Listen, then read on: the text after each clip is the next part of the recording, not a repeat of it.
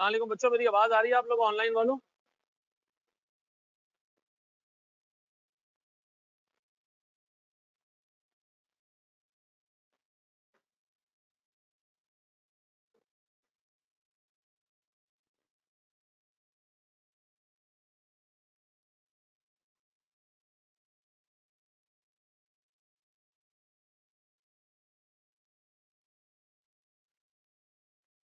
अस्सलाम वालेकुम मेरे बच्चों, मेरी आवाज आ रही है आप लोगों? अच्छा जी।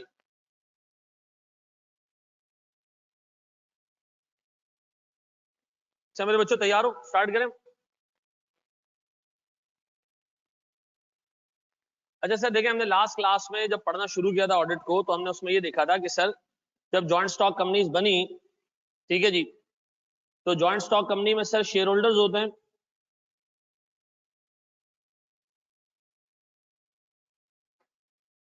और सर शेयर होल्डर्स का पैसा लगा होता है, लेकिन उनके पास सर बिजनेस करने के लिए बिजनेस करने का सेंस नहीं होता, उनको नहीं आइडिया होता कि यार इस बिजनेस के क्या हिसाब किताब है, क्या डायनेमिक्स है। भाई स्क्रीन नजर आ रही है आप लोगों को?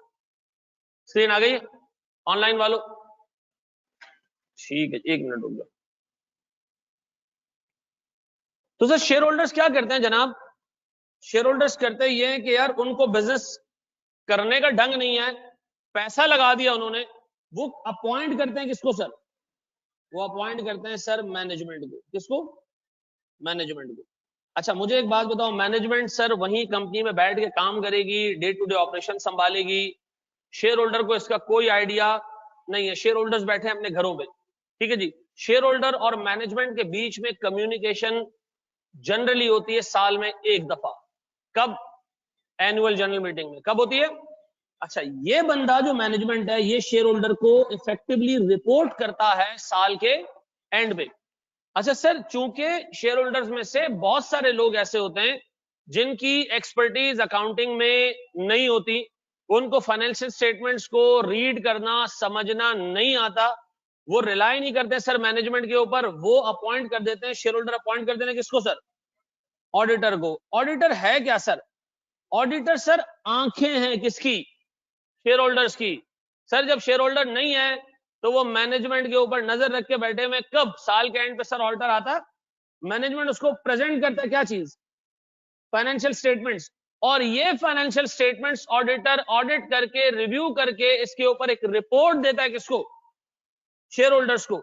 तो मुझे बताओ सर, क्या ये ऑडिटर शेयर होल्डर्स के राइट्स प्रोटेक्ट करता है? हाँ सर, वो शेयर होल्डर्स के बिहाफ पे पूरे बिजनेस ऑपरेशंस का जायजा लेता है एज एन एक्सपर्ट। किस तरह? फाइनेंशियल स्टेटमेंट्स को ऑडिट करके रिव्यू करके। और वो ये देखता है कि सर जो कंपनी में हाल चल रहा है, जो कंपनी ने काम किया है, क्या वो प्रॉपर्ली फाइनेंशियल स्टेटमेंट्स में रिफ्लेक्ट हो रहा है या नहीं हो रहा? कंपनी ने जितनी सेल्स की है क्या फाइनेंशियल स्टेटमेंट्स में आ रही है नहीं आ रही है? कंपनी ने जितने एसेट्स खरीदे बेचे हो फाइनेंशियल स्टेटमेंट्स में आ रहे हैं नहीं आ रहे हैं? तो सर इफेक्टिवली ऑडिटर एक एक आंखों का रोल प्ले कर रहा है, किसका? शेयर होल्डर्स का। अब मुझे एक बात मैं अगर आपसे पूछूं सर, एक ऑडिट एंगेजमेंट में प्यारे बच्चों कितनी पार्टीज होती हैं? 3 पार्टीज हैं। कौन सी? एक शेयर होल्डर है, मैनेजमेंट है और ऑडिटर है। अब सुनो जरा दोस्त, सुनो। सबसे पहले इस इक्वेशन में कौन आया? शेयर होल्डर आया। शेयर होल्डर ने अपॉइंट किया किसको? और सर फिर उस मैनेजमेंट के ऊपर नजर रखने के लिए अपॉइंट किया किसको? ऑडिटर को अपॉइंट किया। ऐसा? लेकिन सर जब हम ऑडिटिंग स्टैंडर्ड पढ़ेंगे ना, तो हम कहेंगे फर्स्ट पर्सन। फर्स्ट पर्सन कौन है? ऑडिटर है। शेयर होल्डर है नंबर में, लेकिन ऑडिटिंग स्टैंडर्ड एड्रेस करता है किसको? ऑडिटर को। वो एड्रेस करेगा किसको? ऑडिटर को। जो सर स्टैंडर्ड्स हैं, ऑडिटिंग स्टैंडर्ड, वो एड्रेस किसको करते हैं? ऑडिटर को। तो ऑडिटर ऑडिटिंग स्टैंडर्ड में फर्स्ट पार्टी है। कौन है? मैनेजमेंट कौन है? और सर पूरे स्टैंडर्ड में स्टैंडर्ड जो है वो ऑडिटर को कहते हैं जाओ ये काम करो, मैनेजमेंट से ये मांगो, मैनेजमेंट से वो मांगो, मैनेजमेंट से ये पूछो, मैनेजमेंट को ये बताओ। तो सर स्टैंडर्ड के हिसाब से फर्स्ट पार्टी कौन है? फर्स्ट पर्सन कौन है? ऑडिटर। सेकंड पर्सन कौन है? थर्ड पर्सन कौन है? Share holder. ऐसा? मुझे बताओ सर, ऑडिटर का इंटरेक्शन शेयर होल्डर से ज्यादा होता है या मैनेजमेंट से ज्यादा होता है?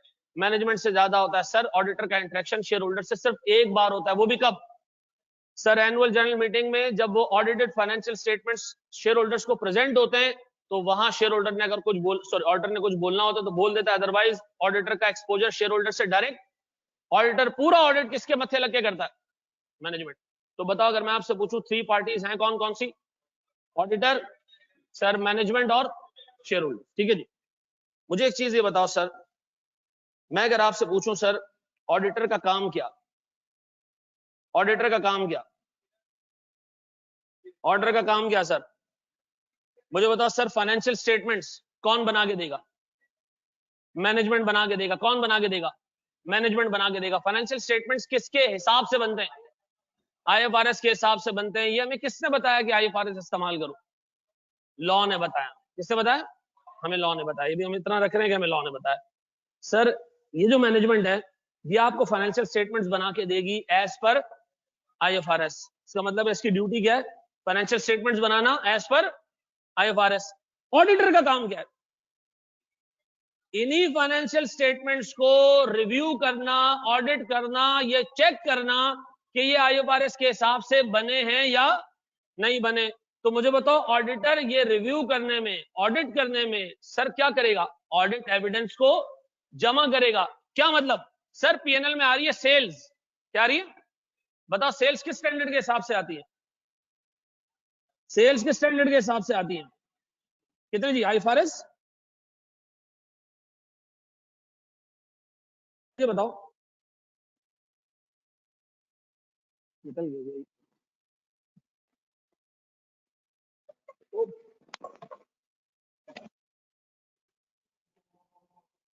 किसी को बुला लो यार, बस अल्लाह का लैपटॉप बंद। 1 मिनट रुक जाओ बेटा, ऑनलाइन वालों।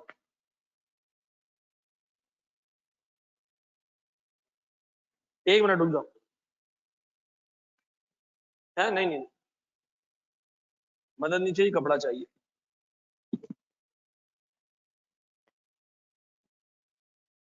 शर्ट पे दाग नजर आ जाएंगे, पैंट तुमने काली पहनी है वो सोच लो। कोई बुलाने गया उसको?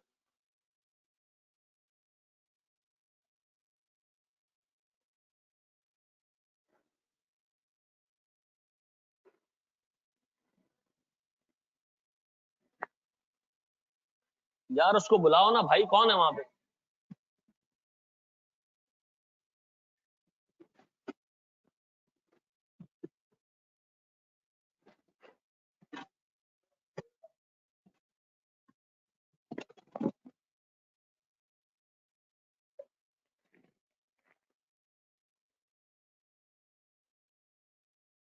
बस 1 मिनट रुक जाओ ऑनलाइन वालों।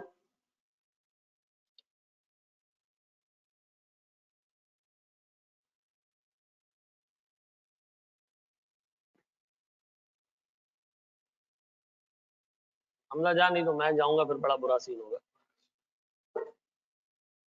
वो बैठे हुए क्या करें? 5 मिनट बाद आ रहे हैं।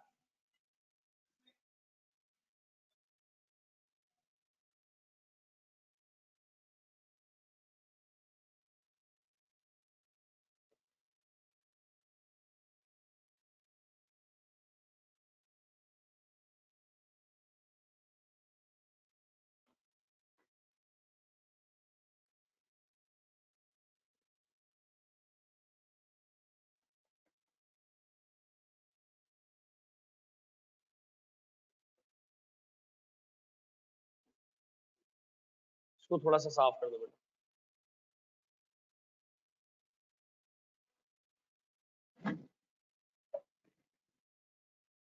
देखो, छोड़ो छोड़ो छोड़ो, मैं खुद कर लूं।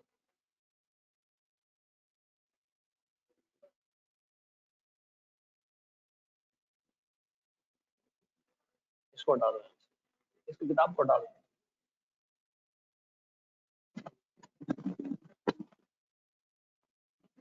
इसको पकड़ो।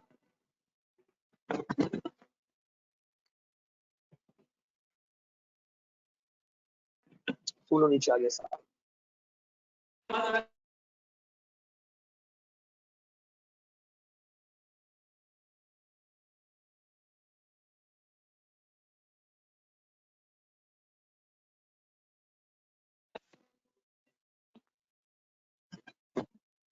मेरी आवाज आ रही है बेटा?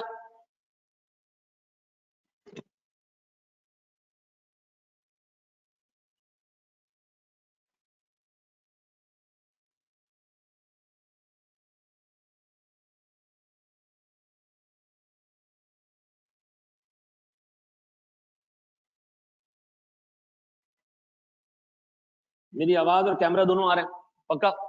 अच्छा जी, मुझे एक बात बताना सर, शेयर होल्डर्स ने क्या करना है जनाब? मैनेजमेंट को अपॉइंट करना है, मैनेजमेंट ने सर फाइनेंशियल स्टेटमेंट्स बना के देने ऑर्डर को, ऑर्डर ने क्या करना है सर? उसको वेरीफाई करना है। मैं डिस्कस कर रहा था सर, मुझे एक बात बताएं, कंपनी की सेल्स आ रही है 15,000 रुपए, कॉस्ट ऑफ गुड्स सोल्ड आ रही है से 10,000 रुपए। मुझे बताएं सर, ऑर्डर को ये अकाउंट्स मिले जिसमें जीपी आ रहा है सर को 5,000 रुपए का, सर मेरे पास ऑपरेटिंग एक्सपेंसेस आ रहे हैं से 2,000 रुपए के, सर मेरे पास प्रॉफिट बिफोर टैक्स बच रहा है से 3,000 रुपए का, सर मैं इसमें से टैक्स पे करता हूं 1,000 रुपए का, सर मेरे पास 2,000 रुपए का प्रॉफिट आफ्टर टैक्स आ रहा है। ये फाइनेंशियल स्टेटमेंट्स मुझे मैनेजमेंट ने दिए, मैं ऑडिटर हूं, बताओ मैं इसमें क्या करूं? ऑडिट कैसे होगा सर इसका? सेल है सर, 15,000 की सेल्स दिखाई है, क्या मांगू मैं मैनेजमेंट से ये वेरीफाई करने के लिए कि सेल्स सही है या नहीं? सर आप सेल्स इनवॉइसेस मांगे, आप सेल्स एग्रीमेंट्स मांगे, ठीक है जी, आप ये चेक करें जिनको चीज बेची है पैसा उनसे मिला या नहीं मिला, सब्सिक्वेंट रिकवरी देख लें, जिनसे अभी तक नहीं मिला उनको आप एक लेटर भेज दें कंफर्मेशन का। ये सारी चीजें क्या है? सबूत हैं, क्या है? ऑडिट एविडेंस है। ये कौन जमा करेगा? ये ऑडिटर जमा करेगा, और ये सबूत जमा करके ऑडिटर ने क्या करना है? एक कंक्लूजन देना है। क्या देना है? एक कंक्लूजन देना है यानी कि ऑडिट रिपोर्ट बनानी है। ऑडिट रिपोर्ट बेस करेगी किसके ऊपर? ऑडिट एविडेंस के ऊपर। सर याद रखिएगा, ऑडिटर कंक्लूजन देता है बगैर सबूत और गवाहों के नहीं, सबूत देख के वो क्या करेगा?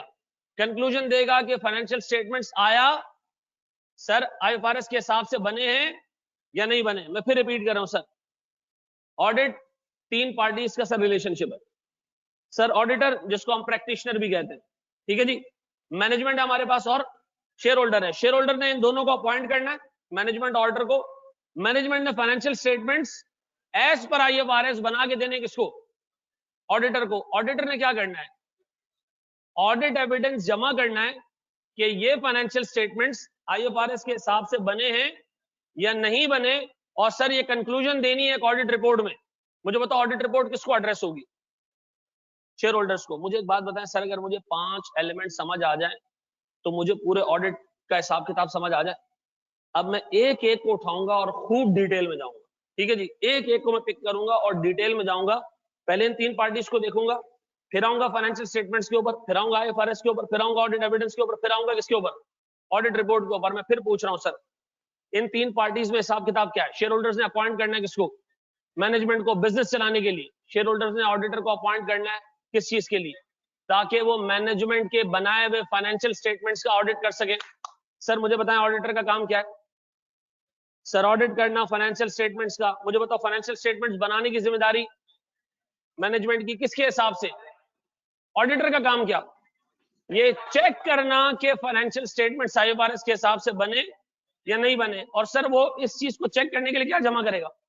Audit evidence. और सर फिर ये ऑडिट एविडेंस जमा करने के बाद जब सफिशिएंट ऑडिट एविडेंस जमा हो जाएगा तो वो क्या करेगा? ऑडिट रिपोर्ट देगा कि financial statements as per IFRS हैं या नहीं है। ऐसा है? ऐसा है मेरे बच्चों? ये कॉपी करना तो कर लो सर शाबाश। जी, आईएफआरएस एआरएफ? नहीं नहीं नहीं नहीं नहीं, वो है हमारे पास एफ जो फाइनेंशियल रिपोर्टिंग फ्रेमवर्क है उसमें एक आईएफआरएस है। दुनिया में गैप भी इस्तेमाल होता है, दुनिया में जो है वो और बहुत सारे स्टैंडर्ड्स अप्लाई होते हैं। हम लोग कौन सा अप्लाई करके बैठे थे? आईएफआरएस अप्लाई करके, ठीक है जी, कॉपी कर ले मेरे बच्चों।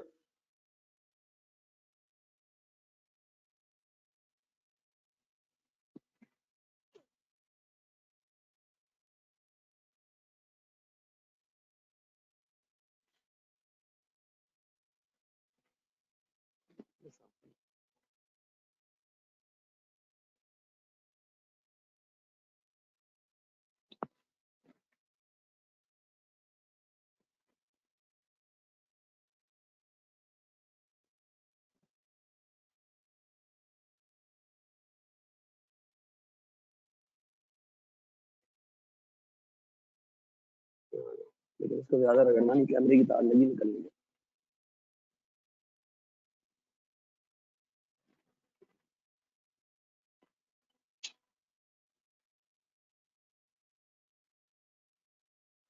सही बात है, मेरे जाने के बाद फिर कर देंगे।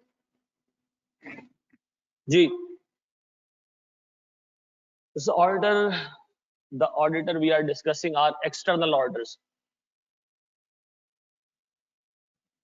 अच्छा जी, कल मैंने एक बंदे को उनकी क्लास में कहते हुए सुना कि तमाम कंपनीज को, जो भी कंपनी है, चाहे जैसी भी कंपनी है, ऑडिट कराना जरूरी है। नहीं, ऐसा कुछ भी नहीं है।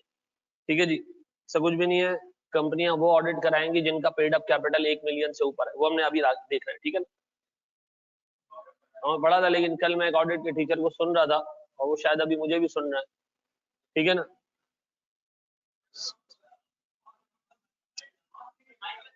देखो इतना बड़ी निशानी दे दी मैंने ऑडिट के टीचर।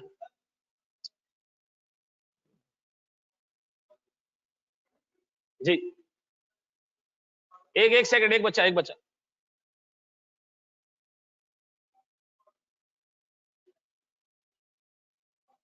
सुनो। देखो इंडिविजुअल, बेटा बिल्कुल खामोश, बिल्कुल चुप।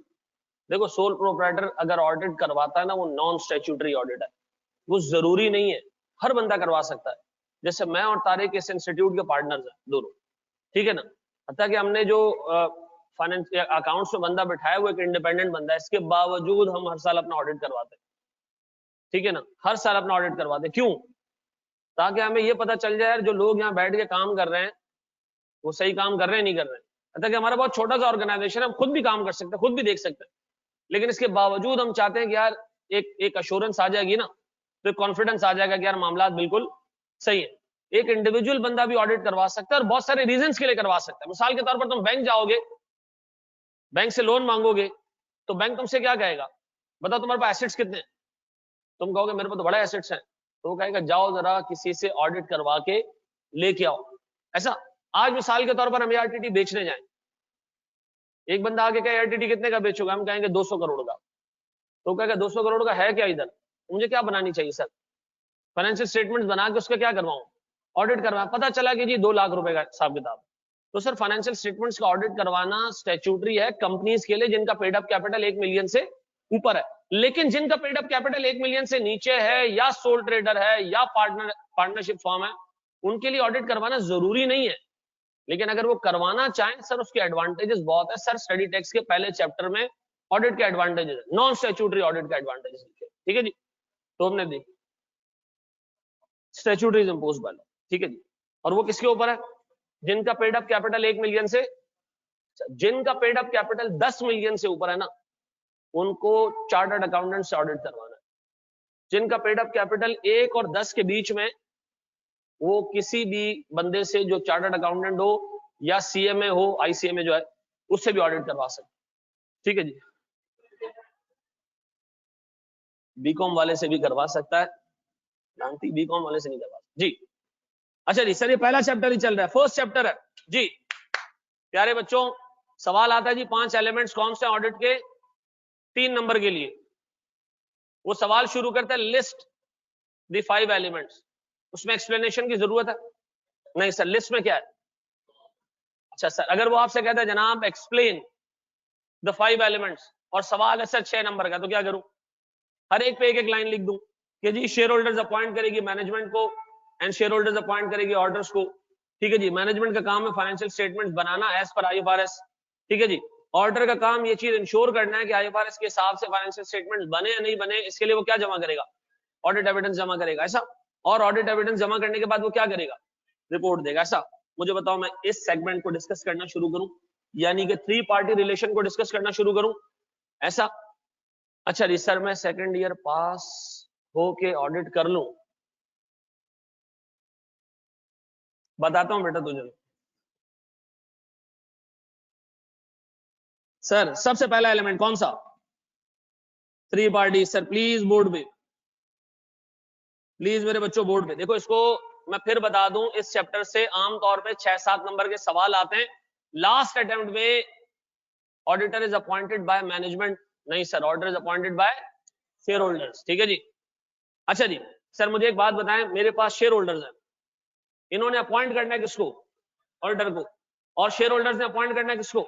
पहले ये मैनेजमेंट को अपॉइंट करेगा, फिर ऑडिटर को अपॉइंट करेगा।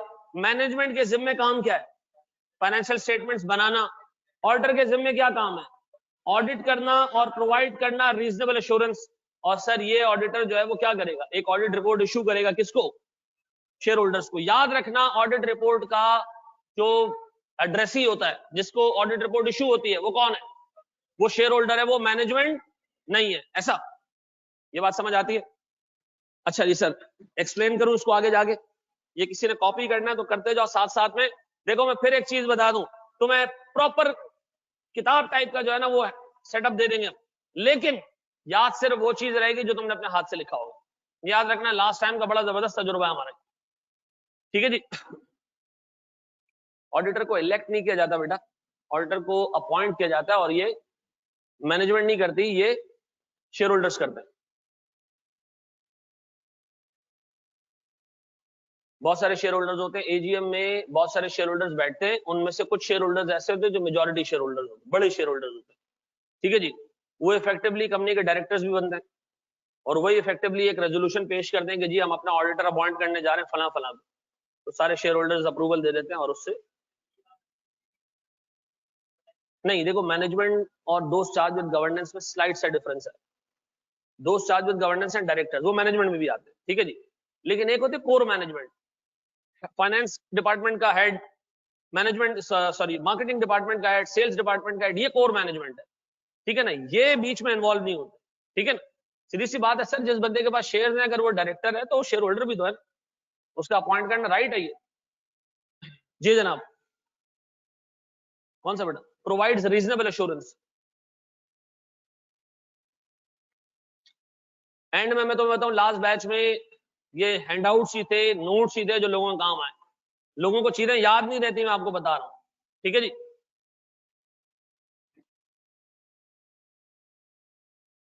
मुझे बताओ, अगर इस पे 5 लाइनें लिखनी हो लिख सकते हो ना, इसी डायग्राम से निकाल के लिख लोगे ना जी। कौन सी? अच्छा, कैजुअल वैकेंसी जो आती है वो आगे कंपनी लॉ के एरियाज आ रहे हैं ना, वो हमने देखना है कि अगर कैजुअल वैकेंसी अराइज हो तो डायरेक्टर्स अपॉइंट करते हैं, ठीक है। डायरेक्टर 30 दिन में अपॉइंट नहीं करेगा तो एससीबी के पास मामला चला जाएगा, आगे सारी चीजें आ रही है, ठीक है जी जनाब। वाह भाई चाचा ओडी, यहाँ भी आ गए थे। ऑडिट का कंप्लीट मैनुअल कब तक अवेलेबल होगा? ऑडिट का कंप्लीट मैनुअल 2 हिस्सों में, मेरा हिस्सा है, आकाश का हिस्सा है। मेरा हिस्सा कंप्लीट हो चुका है, मैं तुम लोगों को चाहूं तो अभी दे दूं, ठीक है जी। आप लोग ले लो, कोई मसला नहीं है, आप सॉफ्ट कॉपी में आप लोगों में दे देता हूं, आप लोग सुकून से नोट्स अपने पास रखो, ठीक है जी। लेकिन मैं फिर आपको बताऊं, जो चीजें मैं यहाँ लिखवाऊंगा ना, जो चीजें इस क्लास में कराऊंगा ना, याद आपने इसी से करना।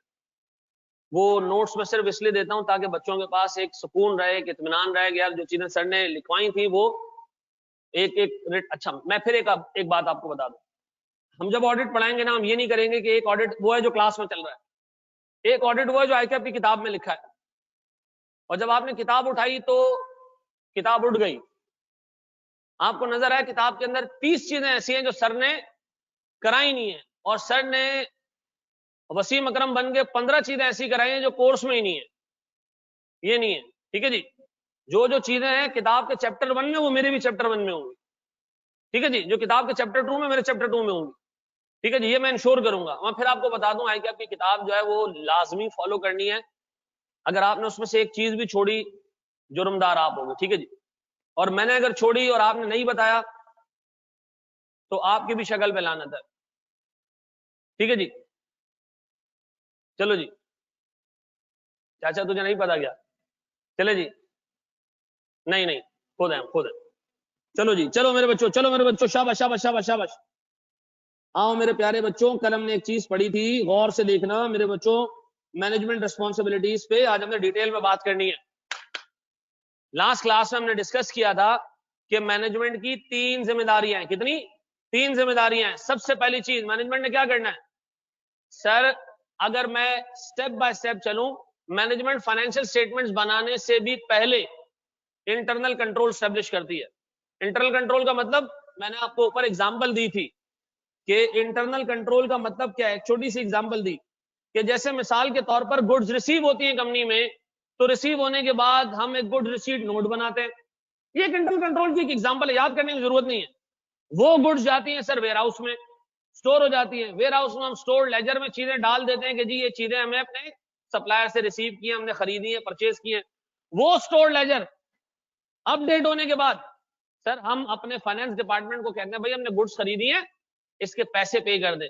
फाइनेंस डिपार्टमेंट क्या करता है, ड्यू डेट आने के ऊपर वो पैसे पे कर देता है। मुझे बताओ यार, इतने सारे लोग इन्वॉल्व हैं, किस लिए इन्वॉल्व है? एक बंदा जो ट्रक से सामान उतार रहा है, सामान उठा के हैंड ओवर कर रहा है किसको? वेयर हाउस वाले को। वेयर हाउस वाला सर क्या कर रहा है, पैसे पे नहीं करता, वो पैसे पे करने के लिए इनवॉइस दे रहा है किसको? एक और पार्टी को। सर जिस पार्टी को इनवॉइस मिल रही है वो एंट्री डाल रहा है डाटा की, पे बैंक से किया जा रहा है। तो मुझे बताओ इतने सारे कंट्रोल्स क्यों लगाए? ताकि सर जो चीज सामान फैक्ट्री में आया है वो प्रॉपर्ली वेयर हाउस तक जाए, जो चीज वेयर हाउस में आई है वो प्रॉपर्ली रिकॉर्ड हो, जो चीज रिकॉर्ड हुई है उसकी प्रॉपर पेमेंट हो। तो मुझे बताओ ये सारा सेटअप क्या कहलाता है? तो मुझे बताओ ऐसे कितने इंटरनल कंट्रोल्स होंगे कंपनी के अंदर? सर बेपना। एक इंटरनल कंट्रोल होता है बैंक रिकंसिलिएशन स्टेटमेंट। क्यों बनाया जाता है? आपके हिसाब से बैंक का बैलेंस आ रहा है ₹1,00,000 का, बैंक स्टेटमेंट आया उसमें बैलेंस आ रहा है ₹1.5 लाख का, हो सकता नहीं? तो हम बैठ के क्या करते हैं, कुछ चेक हमने इशू किए हैं वो अभी तक प्रेजेंट नहीं हुए, कुछ आए वो अभी तक जमा नहीं हुए, तो ये बैंक रिकॉर्ड बनाना क्या है? Internal control. सर मैं रोज सुबह आता हूं, एआरटीटी आता हूं, तो मेरे गार्ड के पास ना एक मशीन है जिससे वो चेक करता है कि तुम्हें बुखार तो नहीं है। खैर ऐसा कुछ नहीं होता एआरटीटी में, ठीक है जी। वो आता है तो सर चेक किया जाता है। ये मुझे बताओ क्या है? फिजिकल एक्सेस कंट्रोल है। सर हमारे पास जितने स्टाफ आते हैं वो सुबह अटेंडेंस मार्क करते हैं, ये क्या है सर? कंट्रोल है ताकि किसी को टाइम से ज्यादा पैसे पे ना हो। सर जब टीचर एआरटीटी में क्लास में आता है तो कैमरे में नोट होता है कि भाई वो कितने बजे घुसा क्लास में, कितने बजे निकला क्लास से, ताकि सर ओवर पेमेंट किसी को ना हो, किसी को अंडर पेमेंट ना हो। तो सर ये सारी चीजें क्या है? Internal control. इंटरनल कंट्रोल लगाना किसकी जिम्मेदारी? मैनेजमेंट की। क्यों?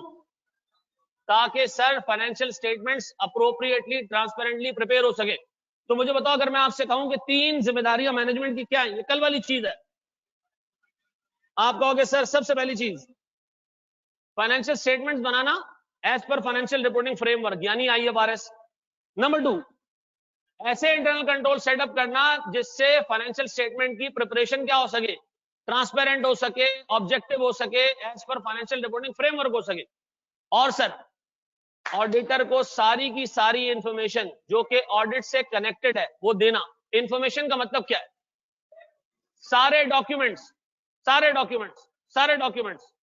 नंबर 2, जितने लोग काम करते हैं सब पे एक्सेस।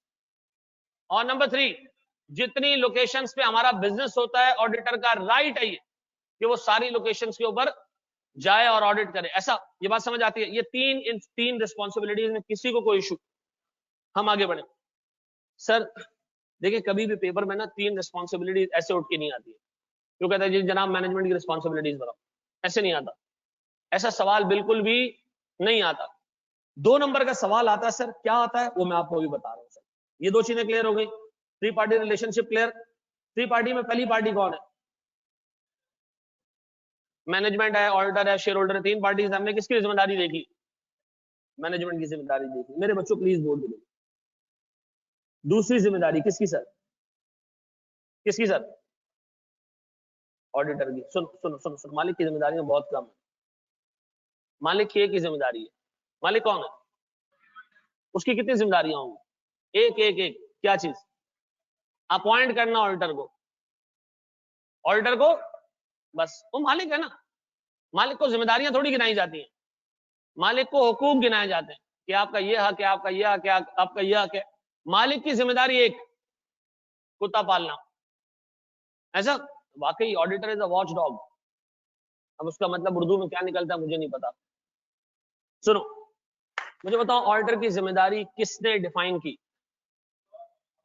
अच्छा सुनो सुनो सुनो, ऑडिटर की जिम्मेदारी आइजा ने डिफाइन की, international standards on auditing. Law ने ये कहा ऑडिटर तुम इस जाब्ते के हिसाब से, इस कानून के हिसाब से ऑडिट करो। वो कानून कौन सा जिसके हिसाब से वो ऑडिट करता है? आइजा। तो सर अगर आपसे एग्जामिनर पूछे कि जी ऑडिटर की रिस्पॉन्सिबिलिटीज कहां लिखी हुई है विद रिस्पेक्ट टू ऑडिट, तो हम कहेंगे जनाब ये सारी चीजें कहां मेंशन्ड है? आइजा में मेंशन्ड है, इंटरनेशनल स्टैंडर्ड्स ऑन ऑडिटिंग। ठीक है जी। सर ऑडिटर के दो बड़े फंक्शंस, ठीक है जी, 2 बड़े ऑब्जेक्टिव, 2 बड़ी रिस्पॉन्सिबिलिटीज। नंबर 1, मैं नंबर 1 से ज्यादा नंबर 2 में इंटरेस्टेड हूं। नंबर 1 क्या प्रोवाइड करना? अश्योरेंस का मतलब अश्योरेंस का उर्दू जुबान में मतलब कॉन्फिडेंस। क्या चीज? कौन सा? कितना कॉन्फिडेंस? Reasonable confidence. रीजनेबल का मतलब कोई 80, 90, 100 नहीं। रीजनेबल कॉन्फिडेंस का मतलब है sir 80-90% that financial statements are free from material misstatement. और किस फॉर्म में हमने बताना है?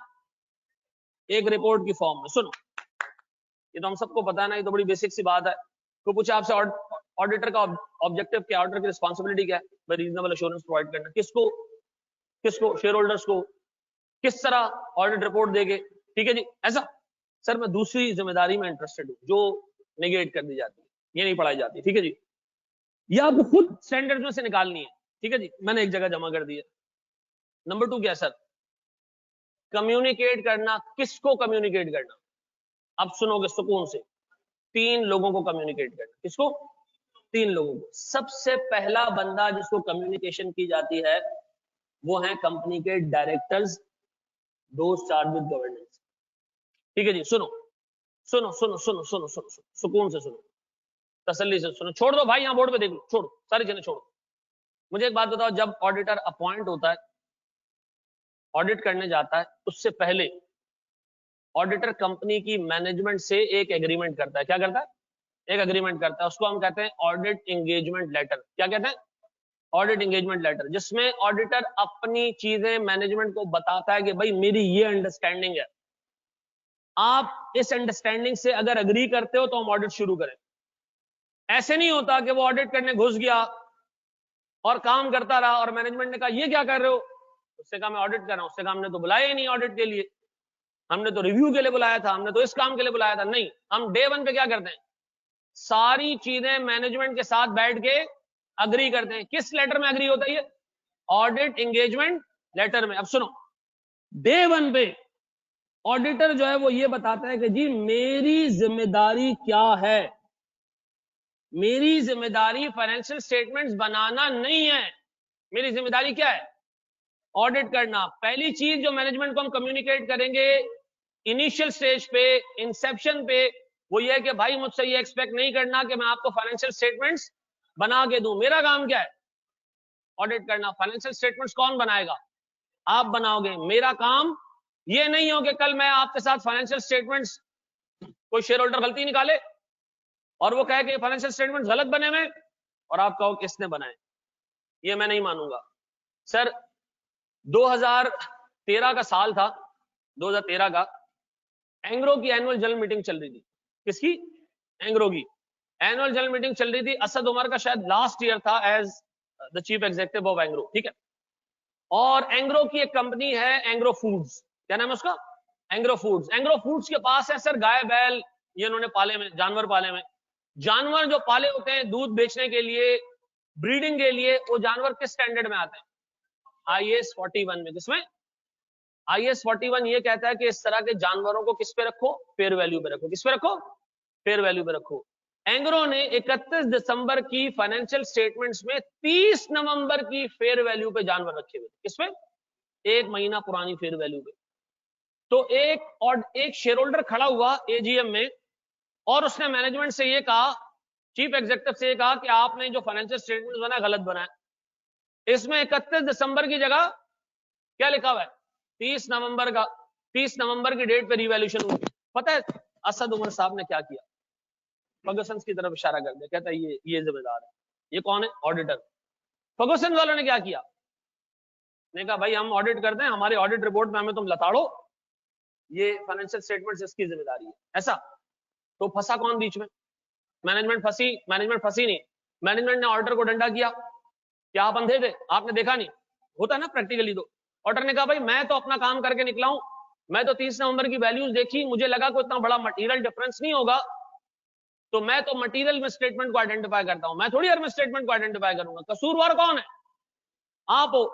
वो जो सवाल पूछने वाला शेयर होल्डर था वो कौन था? वो थे रिजवान मनाई साहब।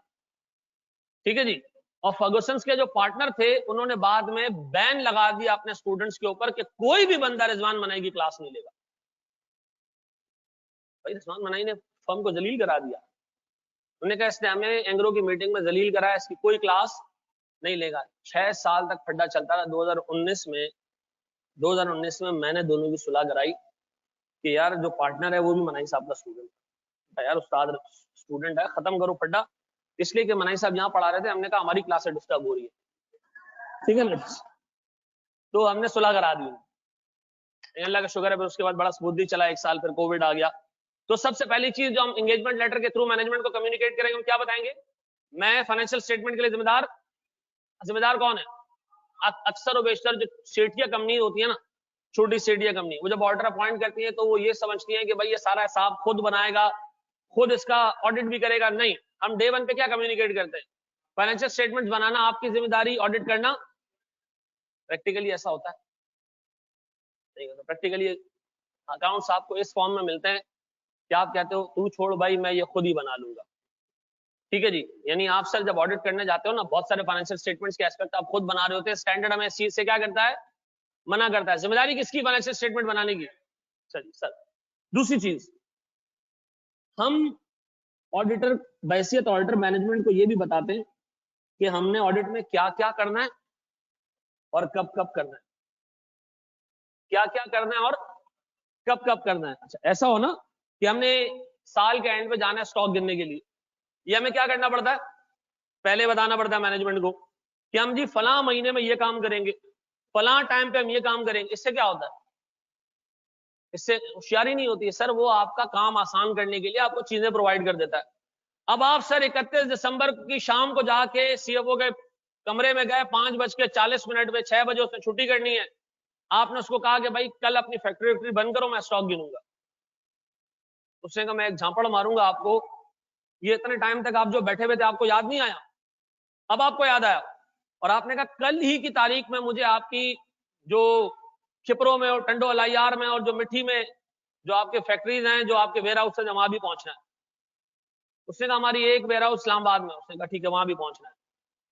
तो मुझे एक बात बताओ सर, मैनेजमेंट आपको इतनी जल्दी सारी चीजें करके दे सकती है, और आपने उसको ये कहा कि जो आपके फलां फलां कस्टमर थे 400 सबके सबसे कल की तारीख में मुझे कंफर्मेशन भी चाहिए। देखा क्या कर रहे हो भाई, ये पहले बता दो ना।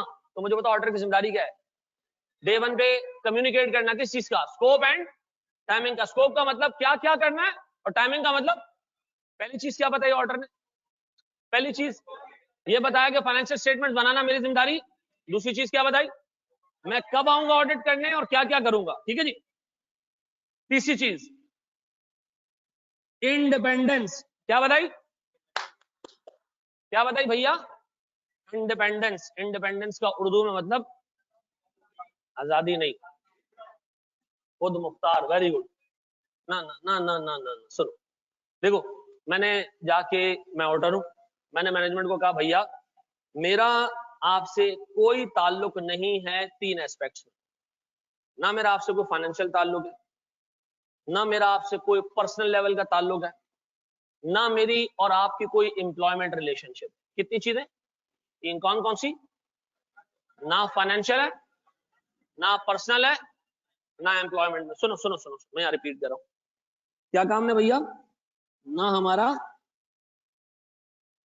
बेटा गौर से बोर्ड पे देखना प्लीज, ना हमारा कोई फाइनेंशियल आपके साथ कनेक्शन है, ना हमारा पर्सनल कनेक्शन है आपके साथ, और ना हमारा कोई एम्प्लॉयमेंट का ताल्लुक है। सुनो, ये 3 चीजें जरूरी हैं कि डे 1 पे क्लियर हो, ताकि ऑडिटर क्या हो, इंडिपेंडेंट। अब सुनो सुनो सुनो सुनो, मुझे फाइनेंशियल की कोई एग्जांपल दोगे, फाइनेंशियल इंडिपेंडेंस का क्या मतलब है। हाँ जी, एनीवन, ऑनलाइन वालों जी। क्लास में अमन होगा उससे शायद पसंद है, कौन है अमान, कह रहा है मुझे और भी बहुत सारे लोग पसंद हैं, फजूल चल रहा है यार। अच्छा जी, सर सर सर सुनो सुनो सुनो, मैं एक बड़ी बेसिक से आपसे एक चीज पूछूं, सुनो, खामोश खामोश खामोश, बिल्कुल खामोश होगी चीज सुनो सर, बेटा बिल्कुल चुप हो जाए आप, बिल्कुल चुप हो जाओ। अगर मैं आपसे ना छोटी सी चीज पूछूं, मैंने आपके लिए ना पास्ट पेपर्स के सारे छोटे छोटे केसेस में एक तरफ किए हुए, हमने ये पूरा इंडिपेंडेंस पढ़ना है कब, जब हम कोड ऑफ एथिक्स पढ़ेंगे, ठीक है। लेकिन ये मैंने छोटे छोटे केसेस जमा किए ताकि एक हमें आइडिया हो जाए कि एग्जामिनर हमसे क्या एक्सपेक्ट करता है, ठीक है, या स्टैंडर्ड हमसे क्या एक्सपेक्ट करते हैं, ये मैं आपसे डिस्कस कर लेता हूँ थोड़ा सा और। ऑनलाइन वालों नजर आ रहा है तुम लोग? ऑनलाइन वालों नजर आ रहा है? ये हम रजिस्टर पर लिखेंगे, हाँ क्लियर है। ये हैंड आउट से पढ़ेंगे, ये हैंड आउट भी आपको दूंगा, लेकिन आप लोग लिखोगे भी। सुनो, मुझे बताओ, ऑडिटर कंपनी का शेयर होल्डर है, चुप करेगा कुछ, कोई बंदा बीच में बोलेगा नहीं। मुझे एक बात बताओ, जब मुझे एक बात पता है कि मैं शेयर होल्डर हूं और सर अगर कंपनी का लॉस आया तो लॉस मुझे भी एलोकेट होगा, तो क्या मैं कंपनी का ऑडिट दिल से करूंगा? क्या कंपनी के लॉसेस दिखाऊंगा? नहीं, मैं पूरी कोशिश करूंगा कि कंपनी दबा के प्रॉफिट दिखाए ताकि शेयर प्राइस ऊपर जाए, फिर भले मैं बेच दूं, अगले साल आके मैं असल वाली चीज निकालूं। नहीं, स्टैंड कहता है अगर आप शेयर होल्डर तो आप इंडिपेंडेंट। और ये जो आपकी इंडिपेंडेंस इंपेयर हुई है, मुझे बताओ ये फाइनेंशियल में आती है, पर्सनल में आती है, या एम्प्लॉयमेंट में आती है? फाइनेंशियल में आती है, ठीक है जी, क्योंकि मेरा फाइनेंशियल कनेक्शन है ना, पैसे की बात हो रही है। सर मैंने कंपनी से लोन लिया है, लोन आप जिससे लेते हो ना, आप उससे दब जाते हो, फिर वो आपसे 15 फेवर्स लेता है, ऐसा। आप गए, आपने मैनेजमेंट को कहा आपकी 10 गलतियां हैं, मैनेजमेंट ने कहा पैसे कितने बाकी हैं हमारे, हैं आपकी बेटी की शादी में हमने क्या क्या दिया था, आपने कहा सर 10 गलतियां दी, 2 रह गई हैं। तो मुझे एक बात बताओ, इंडिपेंडेंस इंपेयर हो सकती है ना? तो सर स्टैंडर्ड कहता है जनाब आपने अगर ऑडिट क्लाइंट से लोन लिया हुआ है तो आपकी इंडिपेंडेंस इंपेयर्ड है, और ये इंडिपेंडेंस भी क्या है सर? फाइनेंशियल। सुनो सर, ऑडिटर और कंपनी का एक डायरेक्टर, ऑडिटर और कंपनी का एक डायरेक्टर किसी जगह पे बिजनेस करते मिल गए। अब जैसे ही मैं कंपनी में गया, डायरेक्टर ने इस्तकबाल किया, मेरा पार्टनर आ गया, आज मेरा भाई ऑडिट करना है। आपका क्या ऑडिट करूंगा सर, बस 2-3 चीजें दिखा दें, मेरी तसल्ली हो जाए। मुझे बता, सीधा सीधा एक इंडिपेंडेंस रिपेयर हो रही है सर। यहाँ ऑडिटर और फर्म का डायरेक्टर यानी सॉरी कंपनी का डायरेक्टर क्या आपस में पार्टनर्स हैं सर। अगर मैं इसको यहां पे नुकसान दूंगा तो वो मुझे वहां पे नुकसान देगा, तो मैं क्या करूंगा? एक थ्रेट है सर कि मेरे पैसे फंस सकते हैं, ये बंदा नाराज हो गया, पार्टनर है मेरा, बिजनेस तोड़ देगा, मसले हो जाएंगे, तो मैं कभी भी खुले दिल से खुले दिमाग से इसका ऑडिट। तो मुझे बताओ सर, ये भी क्या है? पैसे फंसे हुए ना मेरे,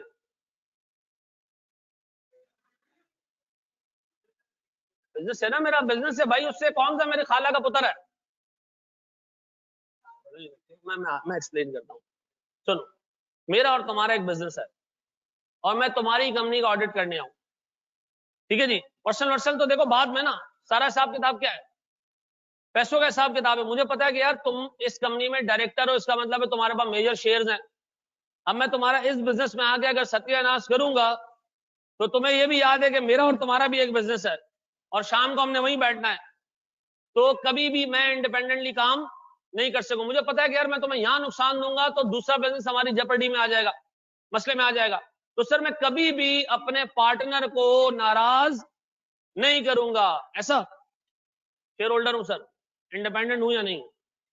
कंपनी से लोन लिया है, कंपनी के डायरेक्टर के साथ कोई फाइनेंशियल रिलेशन है सर?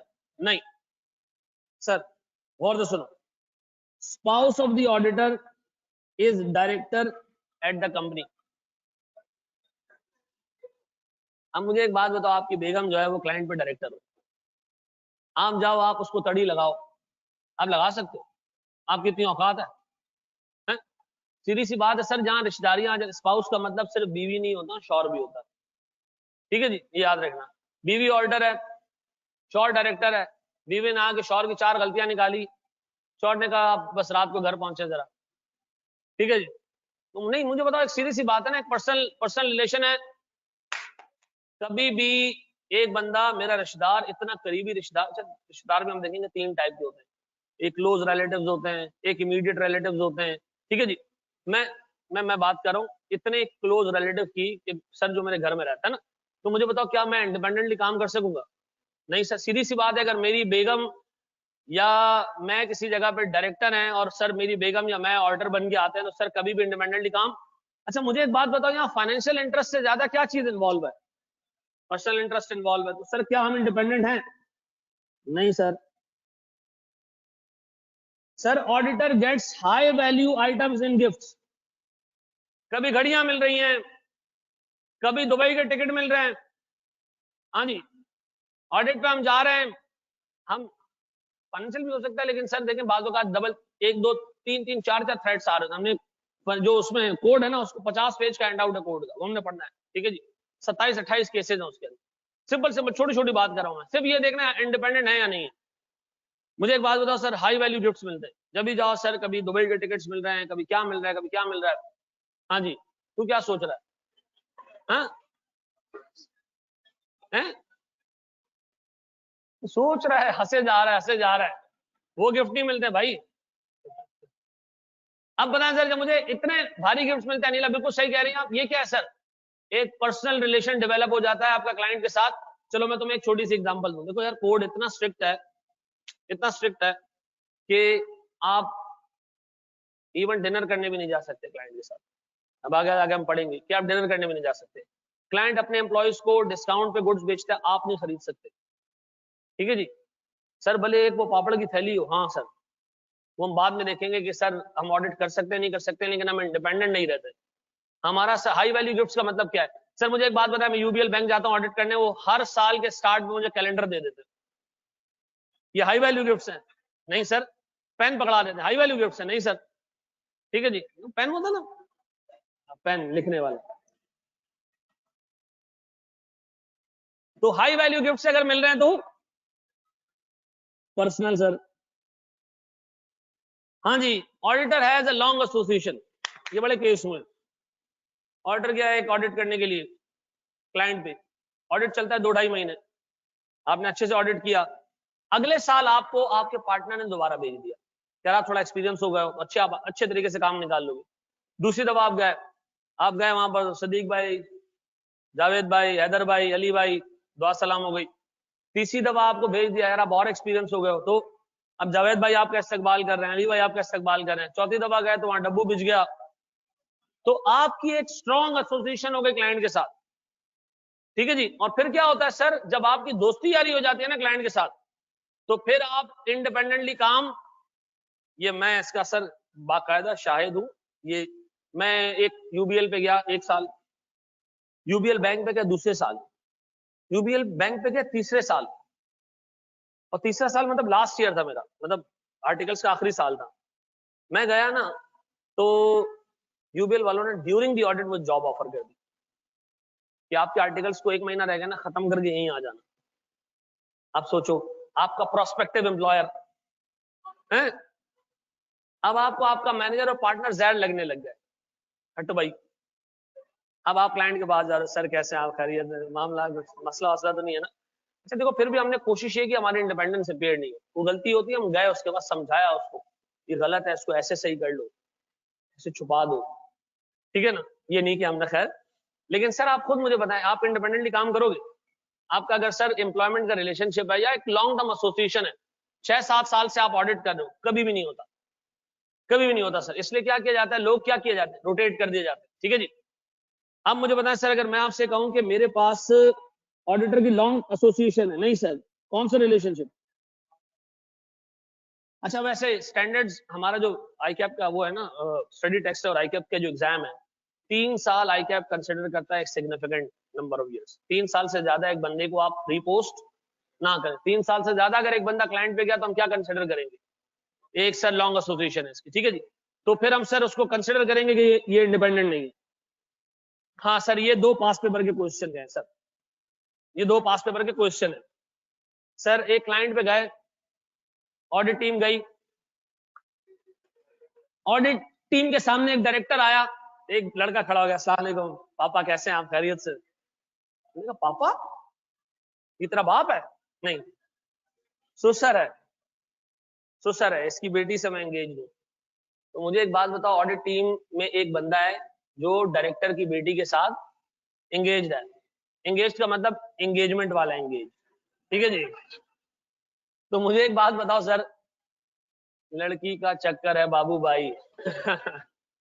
मुझे बताओ, ये बंदा इंडिपेंडेंट है? शाहीन शाह अफरीदी ने बोल्ड मारा, सेलिब्रेट किया है, तो इंडिपेंडेंट हो सकता है ये? नहीं सर, नहीं हो सकता इंडिपेंडेंट। ये क्या सर मेरे पास, आप सुनो, very personal sir, very personal. हमारे साथ बड़े गंदे गेम हुए। मेरे ससुर हैं, उनको मैं नाम लेके पुकारता था, अल्लाह क्या हाल है, खैरियत से हो, ठीक हो? ठीक है ना, मुझे क्या पता था हमारे ससुर बनेंगे। ठीक है, जब ससुर बने अभी मैं बोल नहीं पाता हूँ, तो अल्लाह ही बोलता हूँ। ठीक है ना, वो बुरा भी नहीं मानता। ठीक है ना, पहले वाले ससुर, दूसरे का तो इंतकाल हो गया है। मैं फिर नाम लूंगा तो रो पड़ेगा है? लू नाम है आपके साथ यही तो अच्छा, नहीं दादा, मैं ससुर बहुत बहुत शरीफ इंसान है। मैंने आपको बताया ना, मेरी जब पहली शादी हुई तो मैं चाय पीने एक होटल पे बैठा हुआ था, कोई शादी के 1 महीने बाद, सुबह सुबह का टाइम था। तो मैंने फादर इन लॉ गुजरे, उन्होंने कहा कि यहाँ क्यों बैठे हो? मैंने कहा, चाय पी रहा हूँ, क्यों बैठा हूँ? घर पे नहीं मिलती है चाय? मैंने कहा यार नहीं, वो अच्छा नहीं लगता बेगम को उठाते हुए, सुबह सुबह का टाइम होता है, मैं कोशिश करता हूँ बारी। नहीं नहीं, क्या बात कर दी यार, ये बेगम की जिम्मेदारी है। मैं दिल में बोल रहा तुम्हारी बेटी है भाई, बात कर लो, मुझे तो डर लगता है, डर लगता है। तो उन्होंने कहा कि नहीं नहीं, ऐसी कोई बात नहीं है, क्या करो? मैंने कहा मैं पराठा खा रहा हूँ। तो आगे वाले होटल से खाया करो, वहां ज्यादा अच्छा मिलता है, मैं भी वहीं जाता हूँ। मुझे पता चला कि साला पूरा बाग ही खराब है। बेटी का मसला नहीं, बेटी की अम्मी भी ऐसी है। ठीक है जी, तो हाँ हाँ ऐसे ही होता है। आप शादी अगर आपकी होगी ना, सिर्फ वालदा होती है जो आपको सुबह नाश्ता देती है, पूछती है आपसे, नाश्ता किया बेटा? नाश्ता करके जाओ, दिन भर काम करना है। बेगम 11 बजे उठती है, आपसे पूछती है नाश्ता हो गया था? है हो गया, हाँ हो गया, जिंदा होना मैं। अच्छा जी सर, फिर आप एक क्लाइंट पे गए ऑडिट करने के लिए, और क्लाइंट ने आपसे कहा ऑडिट की फीस है 15,000, फाइनेंशियल स्टेटमेंट भी बना दे भाई, 50,000 उसके भी ले लेना। आपने कहा ऑडिट तो तेल लेने गया, पहले फाइनेंशियल स्टेटमेंट बना लेना है। अब मुझे एक बात बताओ, अपने ही बनाए हुए फाइनेंशियल स्टेटमेंट्स पे आप ओपिनियन दोगे, आप कभी खुद को गलत बोलोगे? हैं, खुद को गलत बोलोगे कि ये जो फाइनेंशियल स्टेटमेंट जिस बंदे ने बनाए ये बहुत ही ईमानदार इंसान है और इसकी एक एक अकाउंटिंग ट्रीटमेंट बिल्कुल सही है? गलत है नहीं? तो सर मुझे बताएं, यहां भी मेरी इंडिपेंडेंस क्या हो रही है, इंपेयर हो रही है? ये क्या है सर मेरी एम्प्लॉयमेंट? अब मुझे एक चीज ये बताओ सर, ये 8 एग्जाम्पल जो मैंने आपके सामने रखी हैं, इनमें से अगर एक भी सिचुएशन में ऑडिटर अपने आप को देखे ना, तो वो डे 1 पे अपने मैनेजमेंट को, जिस जगह वो ऑडिट करने जा रहा है ना, वो कम्युनिकेट करेगा कि भाई मेरी इंडिपेंडेंस इंपेयर्ड है, देख लो। तुम अपॉइंट तो कर रहे हो मुझे, नहीं मैं अपॉइंट तो हो रहा हूं, लेकिन देख लो मेरी इंडिपेंडेंस इंपेयर्ड है। सर फिर हमें कौन गाइड करता है इस केस में कि हम ऑडिट एक्सेप्ट करें या ना करें? ये हमें सर नहीं, हमें ये गाइड करता है सर कोड ऑफ एथिक्स, जो हमने आगे जाके देखना है। सर बात औकात ये इंडिपेंडेंस इस हद तक इंपेयर हो चुकी होती है कि आपको ऑडिट एक्सेप्ट करना अलाउड। अच्छा, बात औकात ऐसा होता है कि आप ऑडिट एक्सेप्ट कर ले, तो हमने आगे जाके देखना है, लेकिन कुछ चेंजेस करते हो फिर अपने काम। ठीक है जी, कुछ लोगों को रखते हो, कुछ को हटाते हो, कुछ टीम अलग भेज देते हो, इस तरह की चीजें होती है। 2 दफा रिव्यू होता है काम का, इस तरह की चीजें आएंगी। लेकिन ये हमें कम्युनिकेट करना पड़ेगा डे 1 पे, किसको? मैनेजमेंट को, कि भाई मेरी से मिसाल के तौर पर जो आपके डायरेक्टर हैं वो मेरे ससुर हैं। ठीक है जी, जी किसको? वो शेयर होल्डर तो बैठा हुआ घर में ना, इंटरेक्ट किसके साथ कर रहे हैं? डायरेक्टर्स के साथ। पॉइंट कर दिया ना उसने, पॉइंट डे 1 पे कर दिया उसने। अब हम ऑडिट करने जा रहे हैं, पहले हम एक चीज पढ़ेंगे, प्री इंगेजमेंट एक्टिविटीज। हमने पूरा प्रोसेस अभी देखना है ना, कि अपॉइंट होता कैसे, ऑडिटर उससे पहले क्या करता है, अपॉइंटमेंट के बाद क्या करता है। अब हम अपॉइंट हो गए, लेकिन हमने अभी ऑडिट शुरू नहीं किया। हम क्या करते हैं, हम मैनेजमेंट को चीजें लिखते हैं कि भाई वास्ता तुमसे पढ़ना है, तो कुछ चीजें हम क्लियर कर लेते हैं। ठीक है जी, कुछ चीजें हम बता देते हैं डे 1 पे तुम्हें, भाई मेरी इंडिपेंडेंस इंपेयर्ड है, मैं शेयर होल्डर हूं तुम्हारा। तो मुझे एक बात बताओ, जब ये चीज पता चलेगी, लॉ में लिखा हुआ है कि इसका इलाज क्या है? लॉ आपको टाइम देता है फिर कि 90 डेज के अंदर शेयर्स बेच दो, नहीं बेचोगे तो फिर आप ऑडिटर नहीं रहोगे, डिस्क्वालीफाई हो जाओगे। ऐसी चीजें आएंगी अभी आगे। कुछ इंडिपेंडेंस के केसेस ऐसे होते हैं जिसमें आपको काम करने की इजाजत है। इंडिपेंडेंस आपकी भले इंपेयर्ड है, लेकिन इतनी ज्यादा इंपेयर्ड नहीं, आप काम कर सकते हो। जैसे मिसाल के तौर पर ऑडिट टीम में एक बंदा ऐसा है जो क्लाइंट के डायरेक्टर के साथ, उसकी बेटी के साथ उसकी एंगेजमेंट हुई, क्या करें? उस स्पेसिफिक बंदे को हटा दो ना, उस स्पेसिफिक बंदे को हटा दो, बाकी टीम को भेज दो, आप नया बंदा उसकी जगह भेज दो, या सर उसके काम का 2 दफा रिव्यू करवा लो। ऐसी चीजें भी हम आगे जाके देखेंगे। लेकिन ये सारी चीजें हम क्या करते हैं, डे वन पे कम्युनिकेट करते हैं। किसको कम्युनिकेट करते हैं? अच्छा, बाल वक़ात आपको आपकी इंडिपेंडेंस इंपेयर्ड नहीं होती, लेकिन आपको लग रहा होता है इंपेयर्ड है। आप ये फैक्ट भी क्या करते हो, मैनेजमेंट को इन्फॉर्म कर देते हो कि भाई मुझे नहीं पता मेरी इंडिपेंडेंस का क्या इशू है, लेकिन ये मामला है, मैं आपको कम्युनिकेट करना चाहता हूं। ठीक है जी, अब बताएं जी मेरे बच्चों, नमाज का ब्रेक बस लेते, नमाज का जी मेरा बच्चा।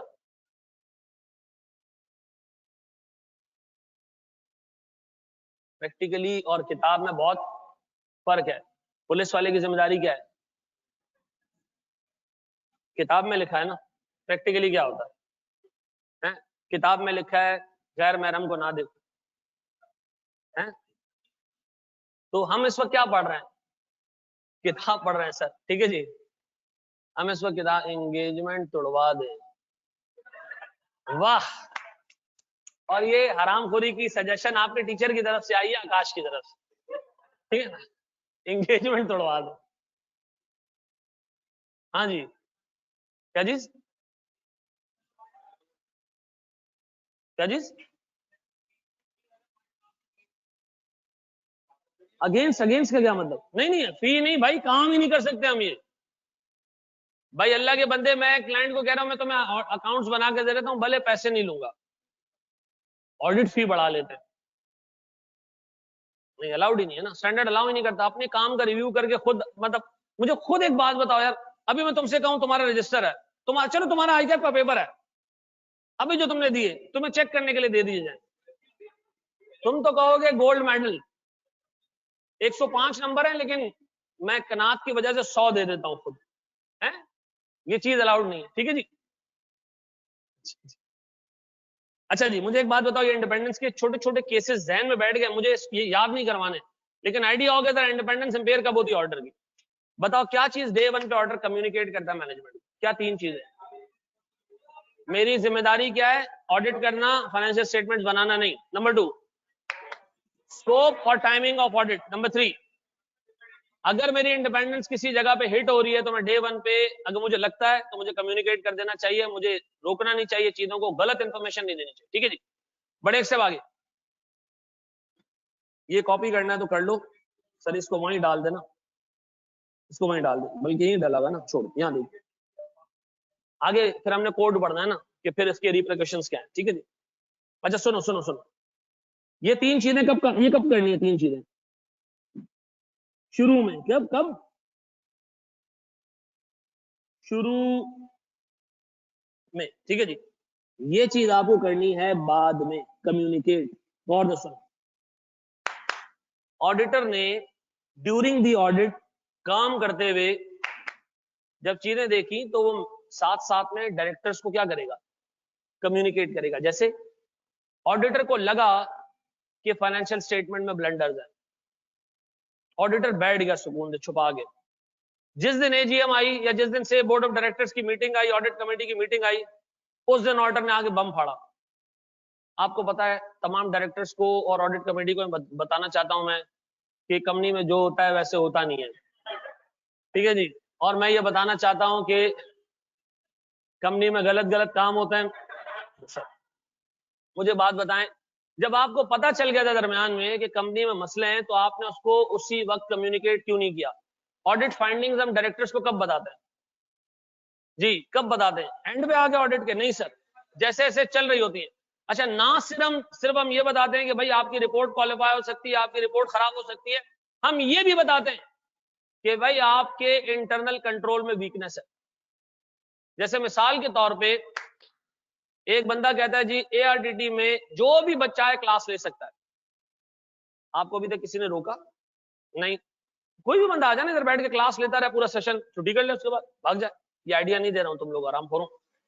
अब मुझे एक चीज ये बताओ, क्या ये चीज पकड़ी जा सकती है? हाँ, कैसे? आप एक बार बंदा बिठा दें, सर वो कार्ड देके बगैर कार्ड के अलाउ नहीं करे, ठीक है जी, या ऑनलाइन एक्सेस आप इस तरह रिस्ट्रिक्ट कर दें कि जो बंदा अपने पोर्टल से एक्सेस करे। मुझे बताओ ये कंट्रोल्स हैं, अगर ये कंट्रोल्स नहीं है तो सर क्या हो सकता है? फ्री में कस्टमर्स आके जा सकते हैं।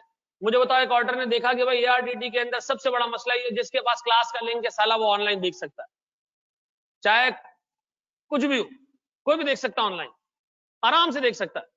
तो मुझे एक बात बताओ सर, ये इंटरनल कंट्रोल में वीकनेस है, ऑडिटर को हमें कब बताना चाहिए अगर हम अपना ऑडिट करा रहे हैं? जैसे ही ऑडिट खत्म हो, सब कुछ खत्म हो चुका हो, वो आगे कहे आपको पता है आपकी बाल्टी में यहां सुराख था। नहीं,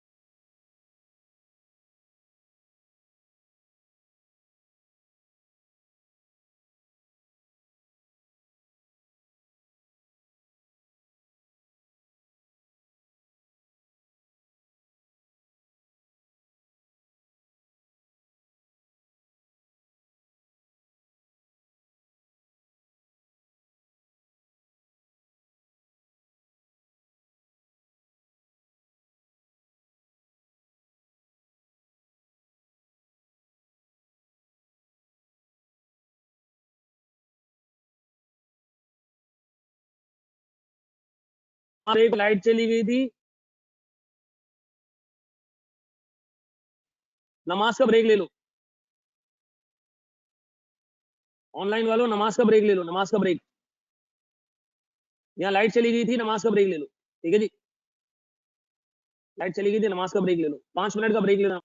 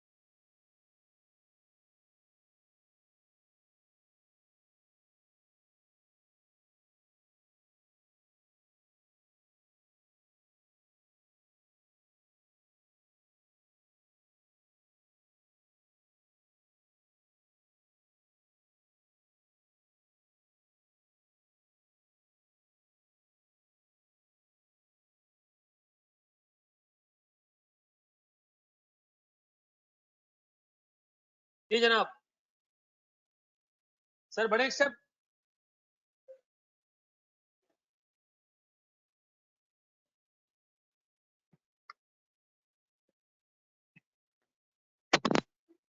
बढ़ जाए बेटा, आवाज आ रही है मेरी ऑनलाइन वालों?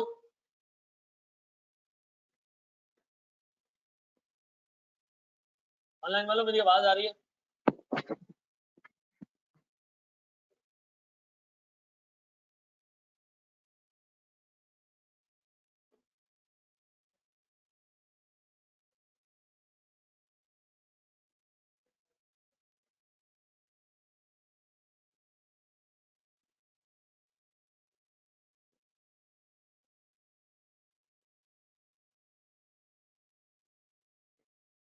जी मेरे बच्चों, मेरी आवाज आ रही है ऑनलाइन वालों? चलो जी।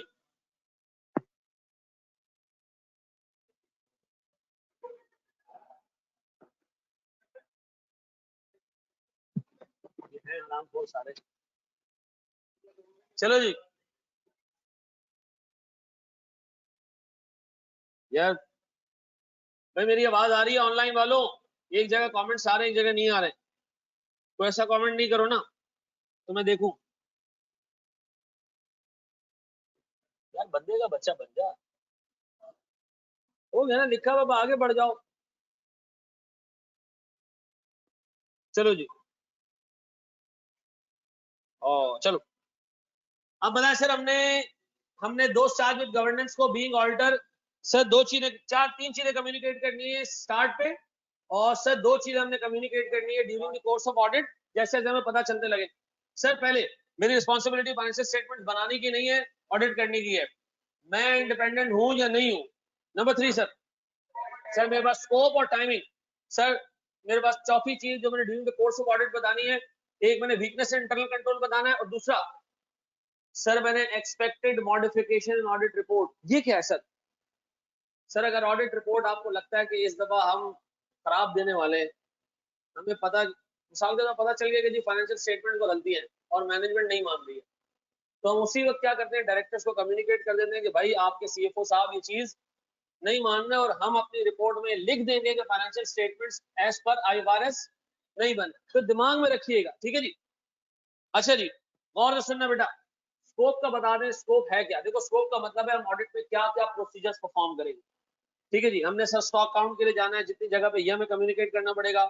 हमने कितने बैंक्स को बैंक कंफर्मेशन लेटर भेजना है, क्योंकि आप बैंक को लेटर्स भेजते हो कि भाई आपके पास कितना बैलेंस पड़ा है वो बता दो। इसी तरह आप लोगों को भी लेटर भेजते हो कि जी एआरटीटी के अकाउंट में सलमान से फी रिसीवेबल आ रहा है 13,000 रुपए का। सलमान को लेटर जाएगा, सलमान क्या वाकई आपने फीस देनी है एआरटीटी को? सलमान कहेगा हाँ भाई देनी तो है यार। अब मुझे बताएं, ये स्कोप का मतलब है ऑडिट स्टेप्स, प्रोसीजर्स। ठीक है जी, ये प्रोसीजर्स क्या क्या करने हैं और कब कब करने हैं, ये आपको बताने पड़ते हैं सर मैनेजमेंट को, ताकि वो भी अप्रोप्रिएटली तैयारी कर सके। ठीक है जी। अच्छा जनाब, अब एक व्यू जहन में ये आ सकता है ना कि अगर मैं सारी चीजें ये बता दूं कि कब कब और क्या क्या करना है, तो वो तो सारी चीजें छुपा के बैठ जाए, ऐसा है? ऐसा है कि नहीं? तो सर हम बहुत सारी चीजें बताते हैं, बहुत सारी चीजें ऑन द स्पॉट उनको हम बताते हैं, लेकिन ऐसी चीजें वो ऑन द स्पॉट बताते हैं कि वो मना नहीं कर पाते, वो ये ड्रामा नहीं कर सकते कि उसके लिए तैयार नहीं। ठीक है जी। तो याद रखना सर, एलिमेंट ऑफ अनप्रेडिक्टेबिलिटी कहते हैं इसको। क्या कहते हैं? Element of unpredictability. मिसाल के तौर पर मैं कहूं जी मैंने 11 जगह पे स्टॉक काउंट करने जाना, ठीक है जी, और मैं जाऊं सिर्फ 6 जगहों पे। ठीक है जी। और बाद वक्त ऐसा होता है कि मैं स्टॉक काउंट पे जाता हूँ, वहां पर अपने प्रोसीजर चेंज कर देता हूँ। कुछ स्टॉक में ऐसे गिनता हूँ, भाई ये कुर्सियां कहाँ पड़ी सर? यहाँ पड़ी। फिर मैंने रजिस्टर उठाया, भाई रजिस्टर बताओ स्टॉक कार्ड में दिखा।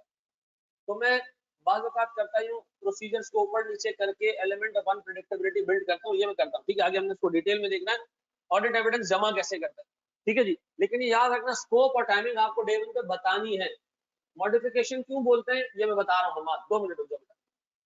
बड़े इससे आगे, अब बताओ ऑल्टर को, ऑल्टर आईकैप को कब कम्युनिकेट करता है? अच्छा आईकैप आप सबको पता है ना, सारे ऑल्टर्स का अब्बा है। ठीक है जी, अब्बू है हमारे। हमारे साथ जो गंद होगी हम क्या करेंगे? अब्बू को बताएंगे, और अब्बू को हम कब बताएंगे? जब ड्यूरिंग दी ऑडिट, आप ऑडिट करने बैठे हुए हो, ऑडिट कर रहे हो, ऑडिट चल रहा है 1 महीने से, और शेयर होल्डर्स आपको कॉल करते हैं कि उठो और निकलो यहाँ से। आपने कहा क्या हो गया ऐसा? उसने कहा निकलो इधर से, तुमसे नहीं करवाना ऑडिट, भागो यहाँ से। तो सर आपसे ऑडिटिंग स्टैंडर्ड्स लॉ ये कहता है भैया कि जैसे ही आपको कटाया जाए ड्यूरिंग दी ऑडिट फॉरक कर दिया जाएगा, निकल भाई तेरे से नहीं करवाना ऑडिट। तो आपने क्या करना है? अब्बू को क्यों बताना है पता है ना? सुनो, अब मुझे एक बात बताओ, अब्बू को इसलिए बताना है कि आप बाल वक्त को ऐसा काम कर रहे होते हो जिससे क्लाइंट को लगने लगता है कि वाकई यार रिपोर्ट क्वालिफाई कर देगा, रिपोर्ट खराब कर देगा, ये निकालो उसको। अब आपकी जगह किसको रखेगा? दूसरे को रखेगा, वो भी आई कैप का ही को वो होगा ना यार, क्वालिफाइड बंदा होगा, आई कैप के रजिस्टर्ड फॉर्म ही होगी ना कोई। जब आप आई कैप को कम्युनिकेट करते हो कि मुझे निकाला गया है और मुझे क्यों निकाला, तो आई कैप अपने पास चीज नोट कर लेता है। फिर जब दूसरा ऑर्डर अपॉइंट होता है तो उस वक्त आई कैप चेक करता है कि आया गलती मैनेजमेंट की थी या ऑर्डर की थी। अगर गलती मैनेजमेंट की होती है ना तो फिर ऑर्डर अपॉइंट ही नहीं हो पाता। आई कैप भी मना कर देता है ऑर्डर्स को कि कोई नहीं जाएगा इन बगैरतों के पास। ठीक है जी, तो याद रखना सर यहाँ मसले हो सकते हैं। ठीक है जी, तो आपने आई कैप को कम्युनिकेट करना है, कम्युनिकेशन टू आई कैप कब? जब आपको ड्यूरिंग दी ऑडिट रिमूव किया जाए ऑफिस। जी नहीं, ऐसा नहीं है ना। अब मैं मिसाल के तौर पर एक चीज के ऊपर अड़ा हुआ हूँ कि मुझे ये चीज चाहिए भाई, नहीं दोगे तो मैं रिपोर्ट क्वालिफाई कर दूंगा। उसने कहा ठीक है नहीं दे रहे, जाओ निकलो यहाँ से, दफा हो जाओ, ऑडिट ही नहीं करने दे रहे। अब मैं जाऊंगा आई कैप के पास, उसको क्लियर करूंगा कि भाई मैंने क्यों, मुझे निकाला गया, मेरा ये स्टांस है। आई कैप क्या करेगा सर, ये अपने पास नोट कर लेगा। फिर जब दूसरा ऑर्डर अपॉइंट होने जाएगा ना, आई कैप डालेगा उसको फड्डा कि भाई मैं ऑर्डर को अलाउ नहीं कर रहा क्योंकि आपके पास। मैनेजमेंट क्या करेगी? वो आगे बैठ के आई कैप के पास अपने इश्यूज क्या करेगी, रिजॉल्व करवाएगी। अगर वो रिजॉल्वेबल हुए तो आई कैप अलाउ करता है, अदरवाइज मना कर दिया जाता है और फिर आई कैप ये उठा के दे देता है एससीसीपी को लेकर कि जी ऑर्डर्स के साथ ये बदमाशियां करें। ठीक है जी, ये आगे हमने लॉ में देखना है। लेकिन ये याद रखना सर, ऑर्डर को इमीडिएटली कम्युनिकेट करना क्या चीज? जब उसको निकाला जाए कब? अच्छा अगर ऑडिटर खुद छोड़ दे तो फिर हम आई कैप नहीं जा रहे हैं। हम कब आई कैप जा रहे हैं? जब हमें निकाला जाए। एक होता है खुद छोड़ देना, हम उस केस में आई कैप को रिमूव वो नहीं बता रहे, हम कह रहे रिमूव। ठीक है जी, अब बताएं सर। अब मैं तुम्हें बिठा के ऐसा तंग करूं, ऐसा तंग करूं, ऐसा तंग करूं, एक पॉइंट आएगा ना तुम बोलोगे यार मुझे बोल दो मैं चला जाऊंगा, बोलूंगा नहीं जाऊंगा। ठीक है जी, आगे रीजन आएंगे ना। अभी आगे हमने पूरा पूरा देखो, पूरा लॉ है 15 मार्क्स का एरिया ऐसा है, 15 से 25 मार्क्स का एरिया ऐसा है जैसे एथिक्स और कंपनी लॉ का। ठीक है ना, आगे आ रही है चीजें। मुझे बताएं communicate to regulatory authorities.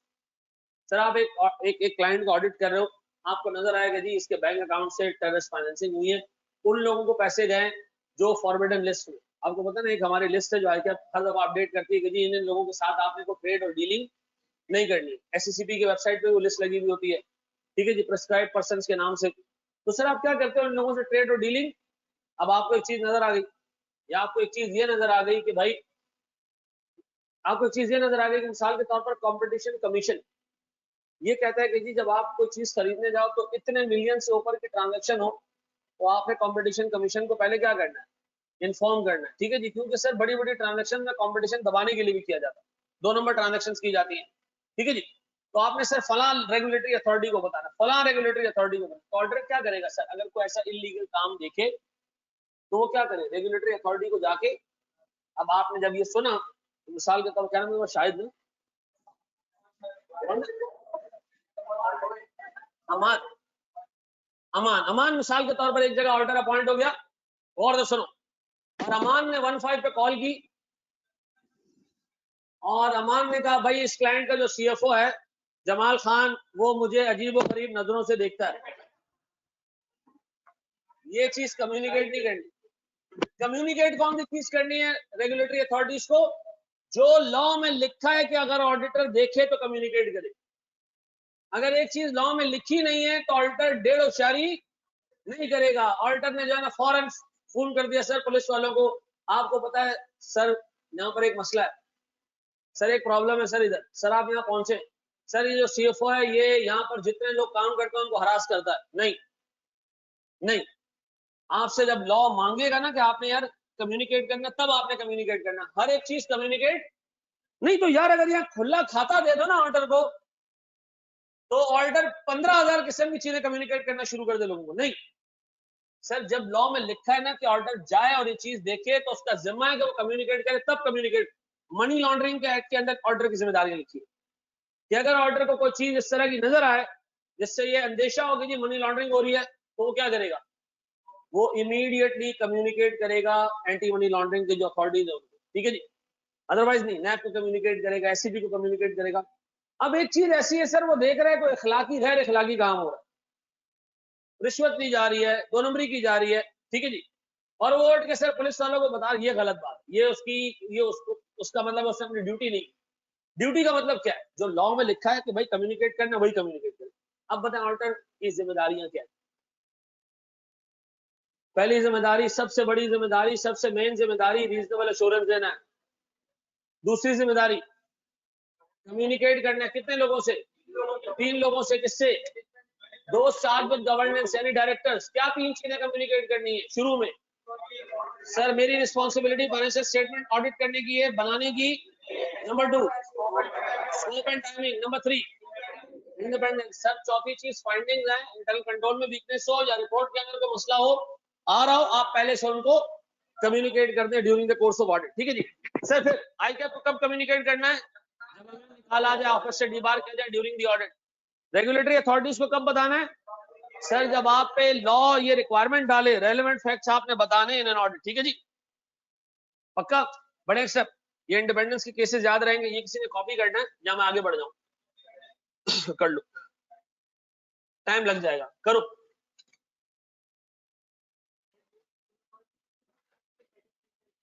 Communication, ये सेकंड पॉइंट। कौन से? ये उसकी जिम्मेदारी है।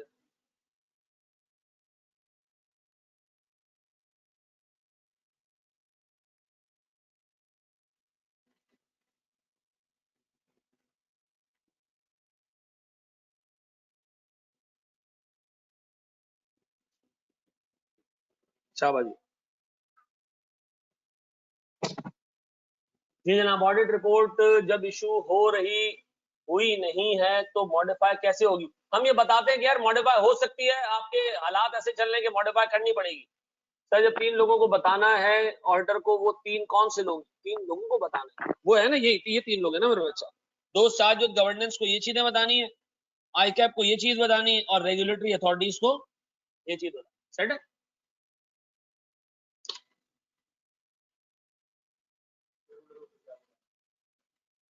ऑडिट रिपोर्ट देगा।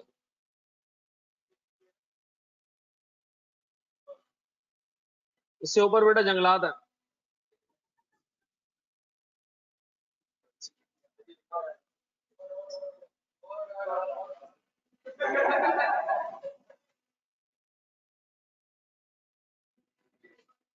Sir, auditor identify any technical problems like pharmaceutical or technology company. Sir, then he should communicate this to the management instead of regulatory authorities. कल का, आज का, सब दिन का पीडीएफ।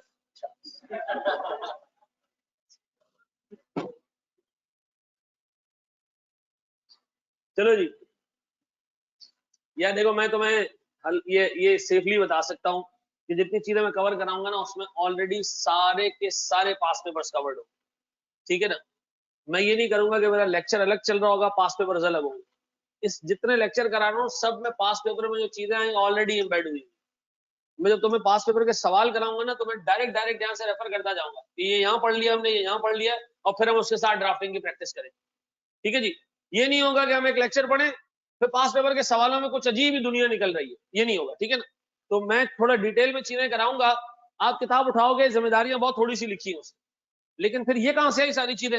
ये पास पेपर के सवालों में, ठीक है जी। तो मैंने सारी चीजें एक जगह जमा कर दी, ठीक है, ताकि आपको एक साथ मॉडिफिकेशन क्यों बोलते हैं। हम आज मैंने तुमसे 2 मिनट का एक्सक्यूज इसलिए लिया कि फौरन इसके बाद एक हेडिंग हम पढ़ने जा रहे हैं, ऑडिट रिपोर्ट की मॉडिफिकेशन हम उसमें डिस्कस करेंगे, ठीक है जी। अच्छा हमारी क्लास है कितने बजे तक? अगर हम उसको थोड़ा सा FAR 2 है, अच्छा FIR2 ठीक है, ठीक ठीक।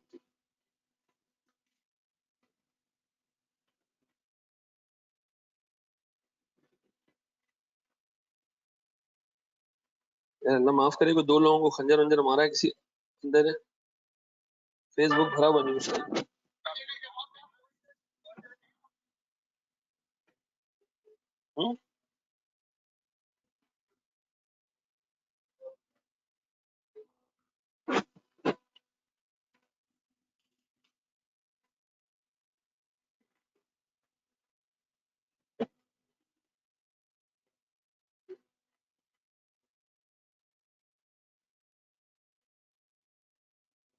चलो जी, और यार कट गई है।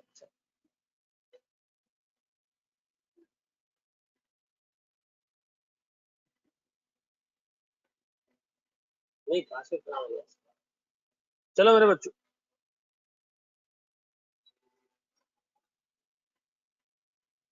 एक चीज का मुझे अंदाजा बखूबी, वो ये कि अभी जब रिजल्ट आएगा ना, मैं वेट कर रहा हूँ उस रिजल्ट का। इसलिए वेट कर रहा हूँ कि जब हमने बैच स्टार्ट किया था ना, बड़े बड़े क्लेम लोगों के आए थे, लेकिन पेपर देख के मैं आपको सेफली बता सकता हूँ, जिस बंदे ने चीजें याद नहीं की है ना, चाहे उसको अल्लाह के फरिश्ते भी ऑडिट पढ़ा देना और अल्लाह की मर्जी नहीं है, पास नहीं हो सकता।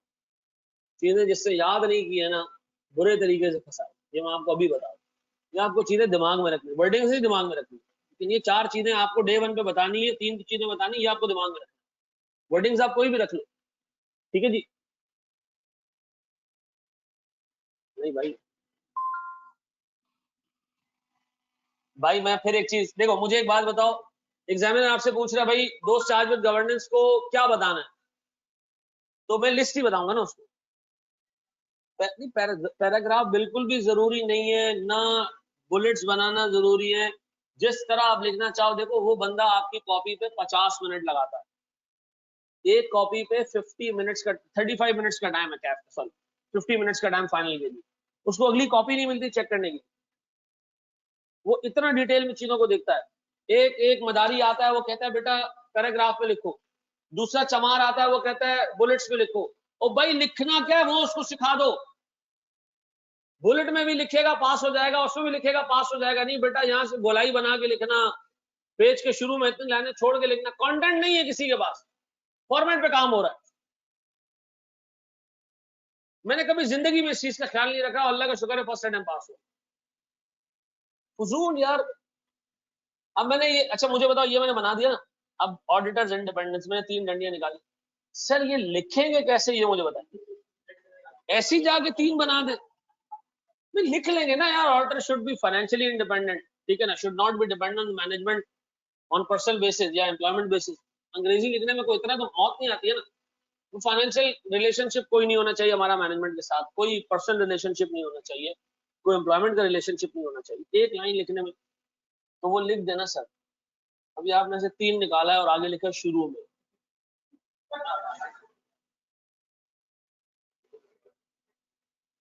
बस कर जा भाई। हाँ जी,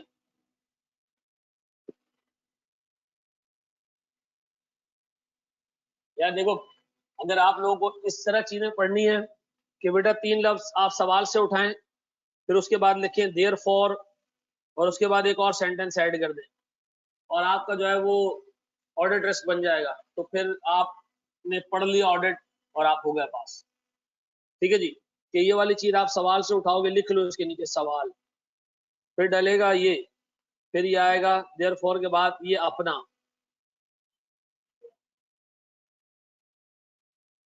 देखो मैं एक बात बताऊं, बाजू का टीचर की भी मजबूरी हो जाती है, वो पढ़ाता है इस तरीके, उसकी आदत बन जाती है कि उनके सामने वाले रिस्पॉन्ड ही नहीं करते। अब मैं आपको ये चीजें बताएं यार, मुझे बताओ ये याद करना है। देखो एक लड़का लास्ट टाइम हमारे साथ यहाँ ऑडिट पढ़ा था, 2-3 बच्चे इतने जबरदस्त स्टूडेंट्स, यार अल्लाह करे उनके मेरिट आ जाए, किसी एक का मेरिट आ जाए। उन्होंने इतना, एक हसीब है, एक अदनान है, यार आउटस्टैंडिंग चीजें इन्होंने कवर की, पूरी पूरी चीजें याद करवाई हैं। याद करके जाना है भाई। कोई आपको ये कह रहा है मलंग पार्टी के ऑडिट एक प्रैक्टिकल सब्जेक्ट है, याद नहीं करना चाहिए, तो ये जरदारी वाली बात कर रहा है। जरदारी से किसी ने पूछा आप रोजे क्यों नहीं रखते, उसने कहा जिंदगी एक सफर है और सफर में रोजा हराम है।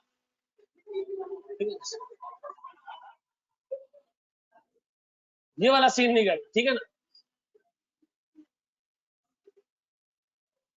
आप किसको कह रहे हैं मैं मासूम हूं, तो मासूम ही रहे मासूम। चलो जी,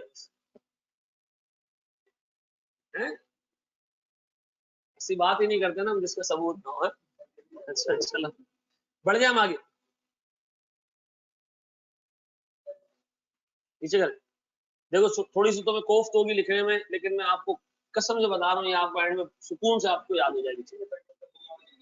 ये भले आप ना लिखो, ऊपर वाली चीजें लिख लो, ये ना लिखो, लिख लिया ऊपर वाला, ये भले ना लिखो, ये उसमें आपको मैं दे दूंगा, पीडीएफ में दे दूंगा, आप पढ़ लो, लेकिन कुछ चीजें आप लिखे।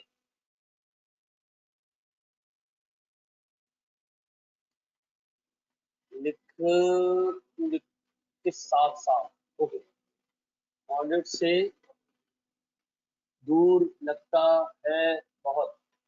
अच्छा चलो प्यारे भाई, अब बताओ क्या हमारे पास मैनेजमेंट की रिस्पॉन्सिबिलिटीज डन, ऑडिटर की रिस्पॉन्सिबिलिटीज डन, शेयर होल्डर की रिस्पॉन्सिबिलिटी।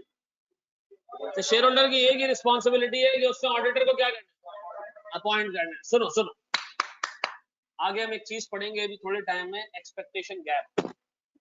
ये क्या होता है सर? शेयर होल्डर की ये भी एक सॉर्ट ऑफ जिम्मेदारी है, वो जिम्मेदारी हम नहीं कह सकते, मतलब उसको इनकरेज किया जाता है कि आप जरा ऑडिटर की लिमिटेशंस भी देखें, आपको पता होना चाहिए, ठीक है जी। वो कहलाता है एक्सपेक्टेशन गैप। लोग ऑडिटर अपॉइंट करते हुए ये सोचते हैं कि ये वो बंदा है जो कंपनी के अंदर जितने फ्रॉड्स हैं इंशाल्लाह सारे निकाल के देगा, जैसे ही कंपनी में घुसेगा सारी दीमक बाहर आ जाएगी, ऐसा कुछ नहीं है, ठीक है जी। ये आप शेयर होल्डर्स को बताते हैं। हमने अभी एक चीज पढ़नी है आगे, क्या? Expectation gap. आप उसको ये डायरेक्ट नहीं कह सकते कि ऑर्डर की, ये शेयर होल्डर की जिम्मेदारी है। हम शेयर होल्डर से एक्सपेक्ट करते हैं कि उसको सारी चीजें पता होती है, ये उसकी जिम्मेदारी नहीं है। जिम्मेदारी एक है, जिम्मेदारी क्या है सर? अपॉइंट करना है उसने ऑर्डर को, ठीक है जी। बड़े सर, अच्छा जी सर, सवाल आता है ये 5 मार्क्स का, और ये आखिरी चीज है जो हम पढ़ेंगे, ठीक है जी। भाई मैनेजमेंट और शेयर होल्डर में क्या रिलेशनशिप है सर? ऑडिटर और मैनेजमेंट में क्या रिलेशनशिप है, और ऑडिटर और शेयर होल्डर में क्या रिलेशनशिप है? तीनों पार्टीज का आपस में क्या रिलेशनशिप है? देखो मैं अभी तक 3 पार्टी से आगे नहीं बढ़ा, मैं अभी तक 3 पार्टी रिलेशनशिप में घूम रहा हूं। पहले मैंने आपको ऑडिटर की जिम्मेदारी बता दी, फिर मैंने सर मैनेजमेंट की जिम्मेदारी बता दी, ऑडिटर की जिम्मेदारी बता दी, और अभी आपस में इनका लिंक क्या होना चाहिए, लिंक है क्या, वो जरा सुन लो। मुझे एक बात बताओ, स्टीवर्ड किसको कहते हैं? स्टीवर्ड कहते हैं सर अमानतदार को, ठीक है जी, जो आपकी अमानत रह के चलता है, ठीक है जी। अब मुझे एक बात बताएं सर, आपको नहीं लगता मैनेजमेंट जो है वो उसको शेयर होल्डर्स अपने सारे एसेट दे देते, ऐसा? अपने सारे एसेट्स दे देते, मैनेजमेंट तुम संभालो, ठीक है जी, बैंक अकाउंट तुम्हारे साइन से चलेगा, ठीक है जी, सारे एसेट्स तुम्हारे हिसाब से चलेंगे, जैसे चलाना चलाओ। तो बताओ मैनेजमेंट शेयर होल्डर की क्या है? स्टीवर्ड है, क्या जनाब? अब देखिए अंग्रेजी में क्या लिखा है, manages share holders assets for their benefit, ठीक है जी। ये एक लाइन लिख सकते हो, ठीक है जी। मैनेजमेंट क्या करती है सर? मैनेज करती है सारे एसेट्स, किसके? शेयर होल्डर्स के। किस चीज के लिए? उनके बेनिफिट के लिए, डन है। अच्छा जी, ऑर्डर को, ठीक है बिल्कुल सही। चलो भाई मेरी आवाज आ रही है ना ऑनलाइन वालों? मेरी आवाज आ रही है मेरे बच्चों?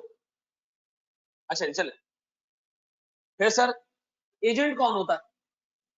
प्रिंसिपल वो बंदा होता है जो एजेंट को बताता है कि बेटा तुम्हें चलना कैसे, ऐसा?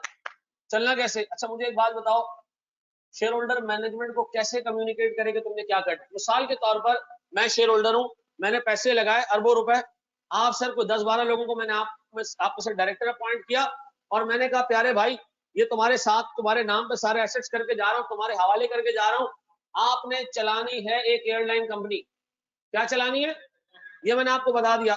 साल बाद में आया तो पता चला कि आप लोगों ने कोई 200 पकौड़ों की दुकानें खोल ली है।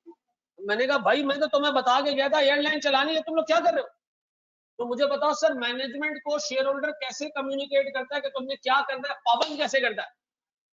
Very good sir, articles of association और मेमोरेंडम ऑफ एसोसिएशन के थ्रू, ठीक है जी। शेयर होल्डर सर मैनेजमेंट को बताता है कि भाई हमारा ऑब्जेक्टिव क्लॉज ये कि हमने ये काम करने हैं, कैसे करना है वो तुम जानो, करना क्या क्या वो क्या करूंगा मैं, ब्रॉडर गाइडलाइंस आपको बता दूंगा, मैनेजमेंट चलाना आपका। अब ऑपरेशनल काम कौन करेगा? तुम करोगे। स्ट्रेटेजिक गाइडलाइंस कौन देगा? मैं दूंगा। तो मुझे बताओ स्ट्रेटेजिक गाइडलाइंस देता कौन है? प्रिंसिपल। मैनेजमेंट उसके एजेंट के तौर पे काम करती है। अब बताओ मैनेजमेंट का दूसरा रोल क्या है?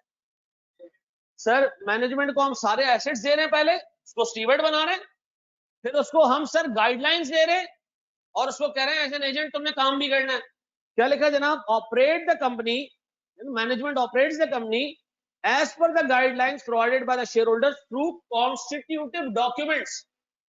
ये कॉन्स्टिट्यूटिव डॉक्यूमेंट्स कौन से? मेमोरेंडम, और जब कंपनी कंस्टिट्यूट हो रही होती है उस वक्त हम बनाते हैं। हम एससीसीपी को बताते हैं ये 4 बिजनेस हम करेंगे, तो सर डे 1 पे हम मैनेजमेंट को भी बता देना कि बेटा इन 4 से बाहर नहीं जाना। तो मुझे एक बात बताना, पहला रोल क्या है मैनेजमेंट का? सीवर्ड। सारे एसेट्स किसके हवाले?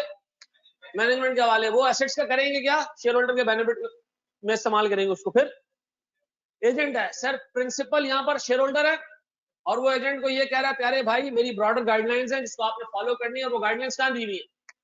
मेमोरेंडम ऑफ एसोसिएशन और आर्टिकल्स ऑफ एसोसिएशन में। तीसरी चीज अकाउंटेबल। अकाउंटेबल का मतलब क्या? तो मैं एसेट्स भी दे दिए, तो मैं गाइडेंस भी दे दी, फिर बताओ तुमने किया क्या पूरे साल? तो बताओ सर अकाउंटेबिलिटी कैसे होती है मैनेजमेंट की? साल के एंड पे फाइनेंशियल स्टेटमेंट्स बना के वो क्या करता है सर? प्रेजेंट करता है शेयर होल्डर को। तो अकाउंटेबिलिटी क्या है sir? Report to share holder, report to share holder for performance for a particular period. ऐसा है?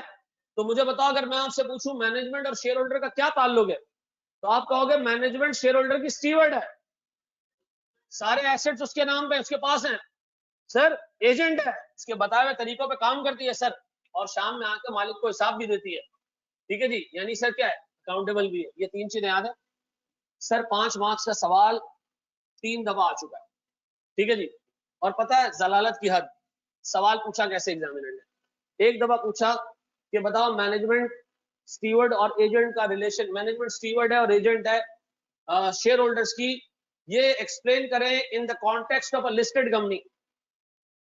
दूसरी दफा आया in the context of a private company. ओ भाई किसी भी तरह का हो, प्राइवेट हो या पब्लिक हो, स्टीवर्ड और एजेंट का कॉन्सेप्ट एक ही है। तो अगर वो घुमा के कहे कि लिस्टेड एंटिटी में, तब भी आपने क्या करना है? यही छापना है। और सर अगर प्राइवेट कंपनी का है तो तब भी आपने यही छापना है, घबराना नहीं है कि सर ने तो ये बताया ही नहीं था, तो प्राइवेट कंपनी में आ गया। ठीक है जी, बड़े सर आगे स्टेप बड़े करो, कॉपी करो, बिल्कुल करो। इससे ऊपर लिखा है जनाब ट्राई पार्टाइल रिलेशनशिप। तुम लोग उर्दू में लिख देना 3 पार्टी रिलेशनशिप। ठीक है जी। पहला रिलेशन किसका है? मैनेजमेंट और शेयर होल्डर का। अभी तक मैं 5 एलिमेंट्स में से पहले एलिमेंट से नहीं निकला हूं बाहर। तीसरे चैप्टर में नहीं हूं मैं, पहले ही चैप्टर में। ठीक है जी।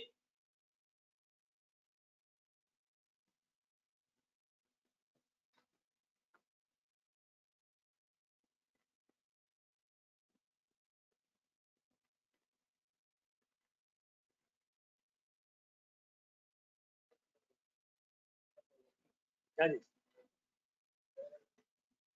पहले चैप्टर में यार अच्छी खासी चीजें, पहला और दूसरा चैप्टर मिला के, इसके बाद में जाऊंगा ऑडिट एविडेंस। ठीक है, एक एक चीज जो पास पेपर में आई है, जो इस चैप्टर से रिलेट करती है, जो किताब में लिखी है, सारी पहले कराऊंगा। ये नहीं करूंगा कि बेटा हम बाद में इस पे आएंगे और कोई ये नहीं पूछेगा कि क्यों निकल गया हम यहाँ से, ये सीन नहीं होगा। ठीक है, जो जिस चैप्टर में उस चैप्टर के साथ ही खत्म करेंगे।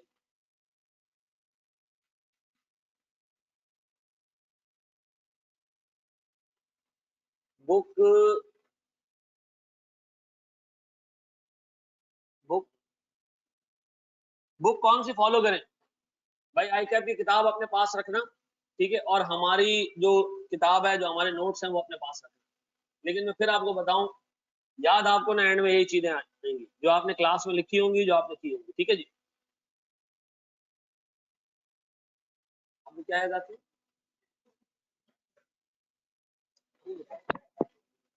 कौन याद आते? शायद कौन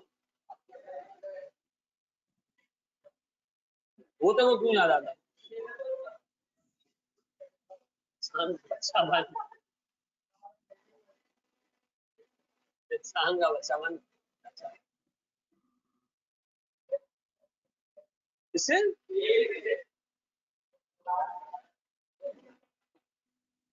अभी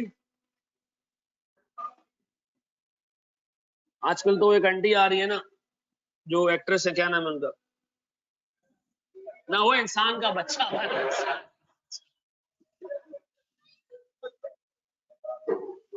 या बिल्कुल बेटा, इट्स मी रेडी है,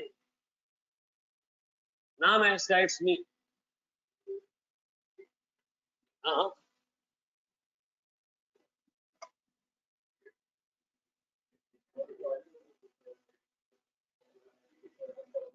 इट्स मी।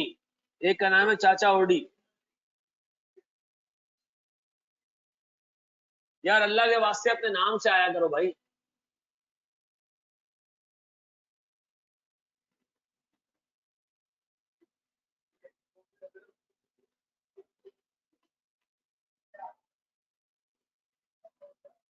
क्या चीज? Asif Hanif, it's me. अच्छा, आसिफ अली है चाचा ओडी। अच्छा, नाम फोड़ो।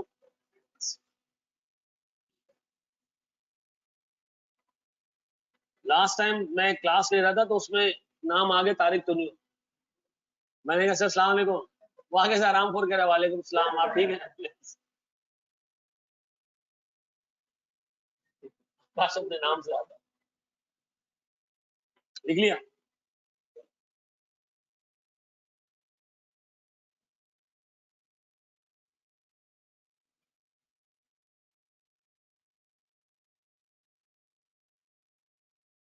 ठीक है, इट्स मी मैं दे देता हूँ तुम्हें बेटा।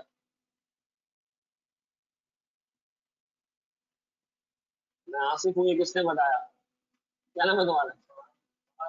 महान ने बताया। अच्छा,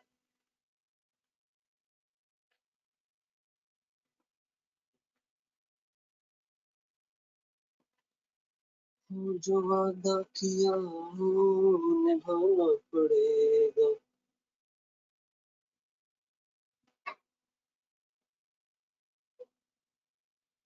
सर सर हमारे पास दो एसेट्स की कैटेगरी है, ठीक है। हमने एक को रिवोल्यूशन मॉडल पर रखा है और एक को कॉस्ट पर रखा हुआ है। तो अब हुआ ये है कि जो रिवोल्यूशन मॉडल पर रखा था ना, हम उसको कॉस्ट में ट्रांसफर कर रहे हैं। उस एसेट का सपोज बिल्डिंग है, उसके एक पार्ट को हम कॉस्ट में ट्रांसफर कर रहे हैं। तो इसका यही होना चाहिए ना कि मतलब हम उसको जब कॉस्ट में ट्रांसफर करेंगे तो उसकी जो हिस्टोरिकल कैरिंग अमाउंट होगी, लाइक कॉस्ट माइनस डेप्रिसिएशन। जी मेरे बच्चे बढ़े, हम आगे बढ़े। टाइम हो गया, कलमा पढ़ के मर जा। बस दो हेडिंग रह गई छोटी सी। बताओ ऑडिटर और मैनेजमेंट का क्या रिलेशनशिप होना चाहिए? सीधी बात है, इंडिपेंडेंट होना चाहिए भाई, कोरिलेशन नहीं होना चाहिए। ऑडिटर मैनेजमेंट का कोरिलेशन नहीं होना चाहिए, सीधा सीधा इंडिपेंडेंट होना चाहिए। पता? ठीक है जी। ना फाइनेंशियल डिपेंडेंस होनी चाहिए, ना पर्सनल डिपेंडेंस होनी चाहिए, ना एम्प्लॉयमेंट, ऐसे ही है इंडिपेंडेंट। अच्छा मुझे एक बात बताओ, अगर इंडिपेंडेंट ना हो तो सर फिर जो है वो ऑडिट के अंदर बहुत सारी गलतियां शेयर होल्डर्स के सामने नहीं आ पाएंगी। ठीक है जी, ऑडिट प्रॉपर्ली कंडक्ट नहीं हो पाएगा। मुझे बताओ, अगर दोनों आपस में इंडिपेंडेंट नहीं, नुकसान में कौन होगा? शेयर होल्डर नुकसान में होगा, बस ये याद रखना। ठीक है जी, नुकसान किसका है? शेयर होल्डर का है। ठीक है जी, इनकी इंडिपेंडेंस ना होना सर अफेक्ट करेगा किसको? शेयर होल्डर्स को। तो अगर इस हद तक इंडिपेंडेंट नहीं है कि इसको लॉ मना करता है ऑडिट करने से और वो फिर भी चुप चुपा के ऑडिट कर ले, ठीक है नहीं? देखो वो जो 8 हमने पढ़ी थी ना, वो एग्जांपल्स थे। हम आगे पढ़ेंगे तो 27 कंडीशन में, और हमने हर एक में चेक करना है कि किस हद तक जो है वो ऑडिटर इंडिपेंडेंट रहेगा। उन 27 में शायद 6-7 केसेस ऐसे हैं जिसमें ऑडिटर काम ही नहीं कर सकता, ऑडिट ही नहीं कर सकता। बाकी के बाकी में कर सकता, बाकी में कर सकता। ठीक है, उसकी बीवी, ठीक है। ऑडिटर को पूछने वाला है, बिल्कुल है भाई, ऑडिटर का अपना ऑडिट होता है। ऑडिटर का ऑडिट कौन करता है? आईकैप करता है, क्यूसीआर करता है, क्वालिटी कंट्रोल रिव्यू। ठीक है जी, हर 2 साल बाद ऑडिटर, डिफरेंट ऑडिटर्स पिक होते हैं, उनका ऑडिट होता है। ठीक है जी, आईकैप करती है। और आईकैप के अलावा केपीएमजी का ऑडिट, केपीएमजी पाकिस्तान का ऑडिट केपीएमजी इंटरनेशनल करती है, तो उनका नाम नहीं खराब हो ना। ठीक है जी, पीडीएफ बिल्कुल मैं शेयर करूंगा सारा बेटा। अच्छा जी सर सुने, मुझे बता, ऑडिटर और शेयर होल्डर का क्या रिलेशनशिप होना चाहिए? इंडिपेंडेंट होना चाहिए भाई। और सर क्यों? ये नहीं लगता आपको कि शेयर होल्डर को चाहिए कि वो अपने मेजर शेयर होल्डर को चाहिए अपने बेटे को ऑडिट पे भेजे, ताकि कंपनी के अंदर जो 2 नंबरियां हैं वो आके जो है ना वो अपने अब्बा को बताए कि अब्बा आपने मुझे ऑर्डर बना के भेजा, ये सारी मैनेजमेंट हरामखोर है। नहीं सर, मसला ये है कि अगर ये दोनों एक हो गए ना तो फिर छोटे शेयर होल्डर्स का बेड़ा गर्क हो जाएगा। ठीक है जी, छोटे शेयर होल्डर्स के राइट्स वायलेट होंगे और जो रेगुलेटरी अथॉरिटीज हैं सर वो मिसलीड हो सकती है। टैक्स बचाने के लिए ऑडिटर और शेयर होल्डर ने मिलकर प्रॉफिट कम दिखा दिया, ठीक है जी, ऑडिटर ही तो आया था ऑडिट करने के लिए, वो मिल गया शेयर होल्डर के साथ, तो सर ये चीज सही नहीं है। मुझे पता कौन इसमें नुकसान में होगा अगर ये इंडिपेंडेंट नहीं है तो? सर छोटे शेयर होल्डर नुकसान में होंगे और सर जो रेगुलेटरी अथॉरिटीज है, रेवेन्यू अथॉरिटीज है, वो नुकसान में होंगे।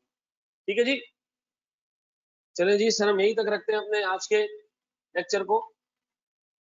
आप कॉपी कर लें, सुकून से मैं वेट कर रहा हूँ। भाई आपको चीजें समझ में आई? पक्का है? पक्का हो गया? चलो वेरी गुड मेरे बच्चों, थैंक यू वेरी मच यार, अल्लाह आपको खुश रखे। मैं आपको पीडीएफ दे रहा हूँ, ठीक है, वो उसके ग्रुप पे ही दे रहा हूँ, ग्रुप पे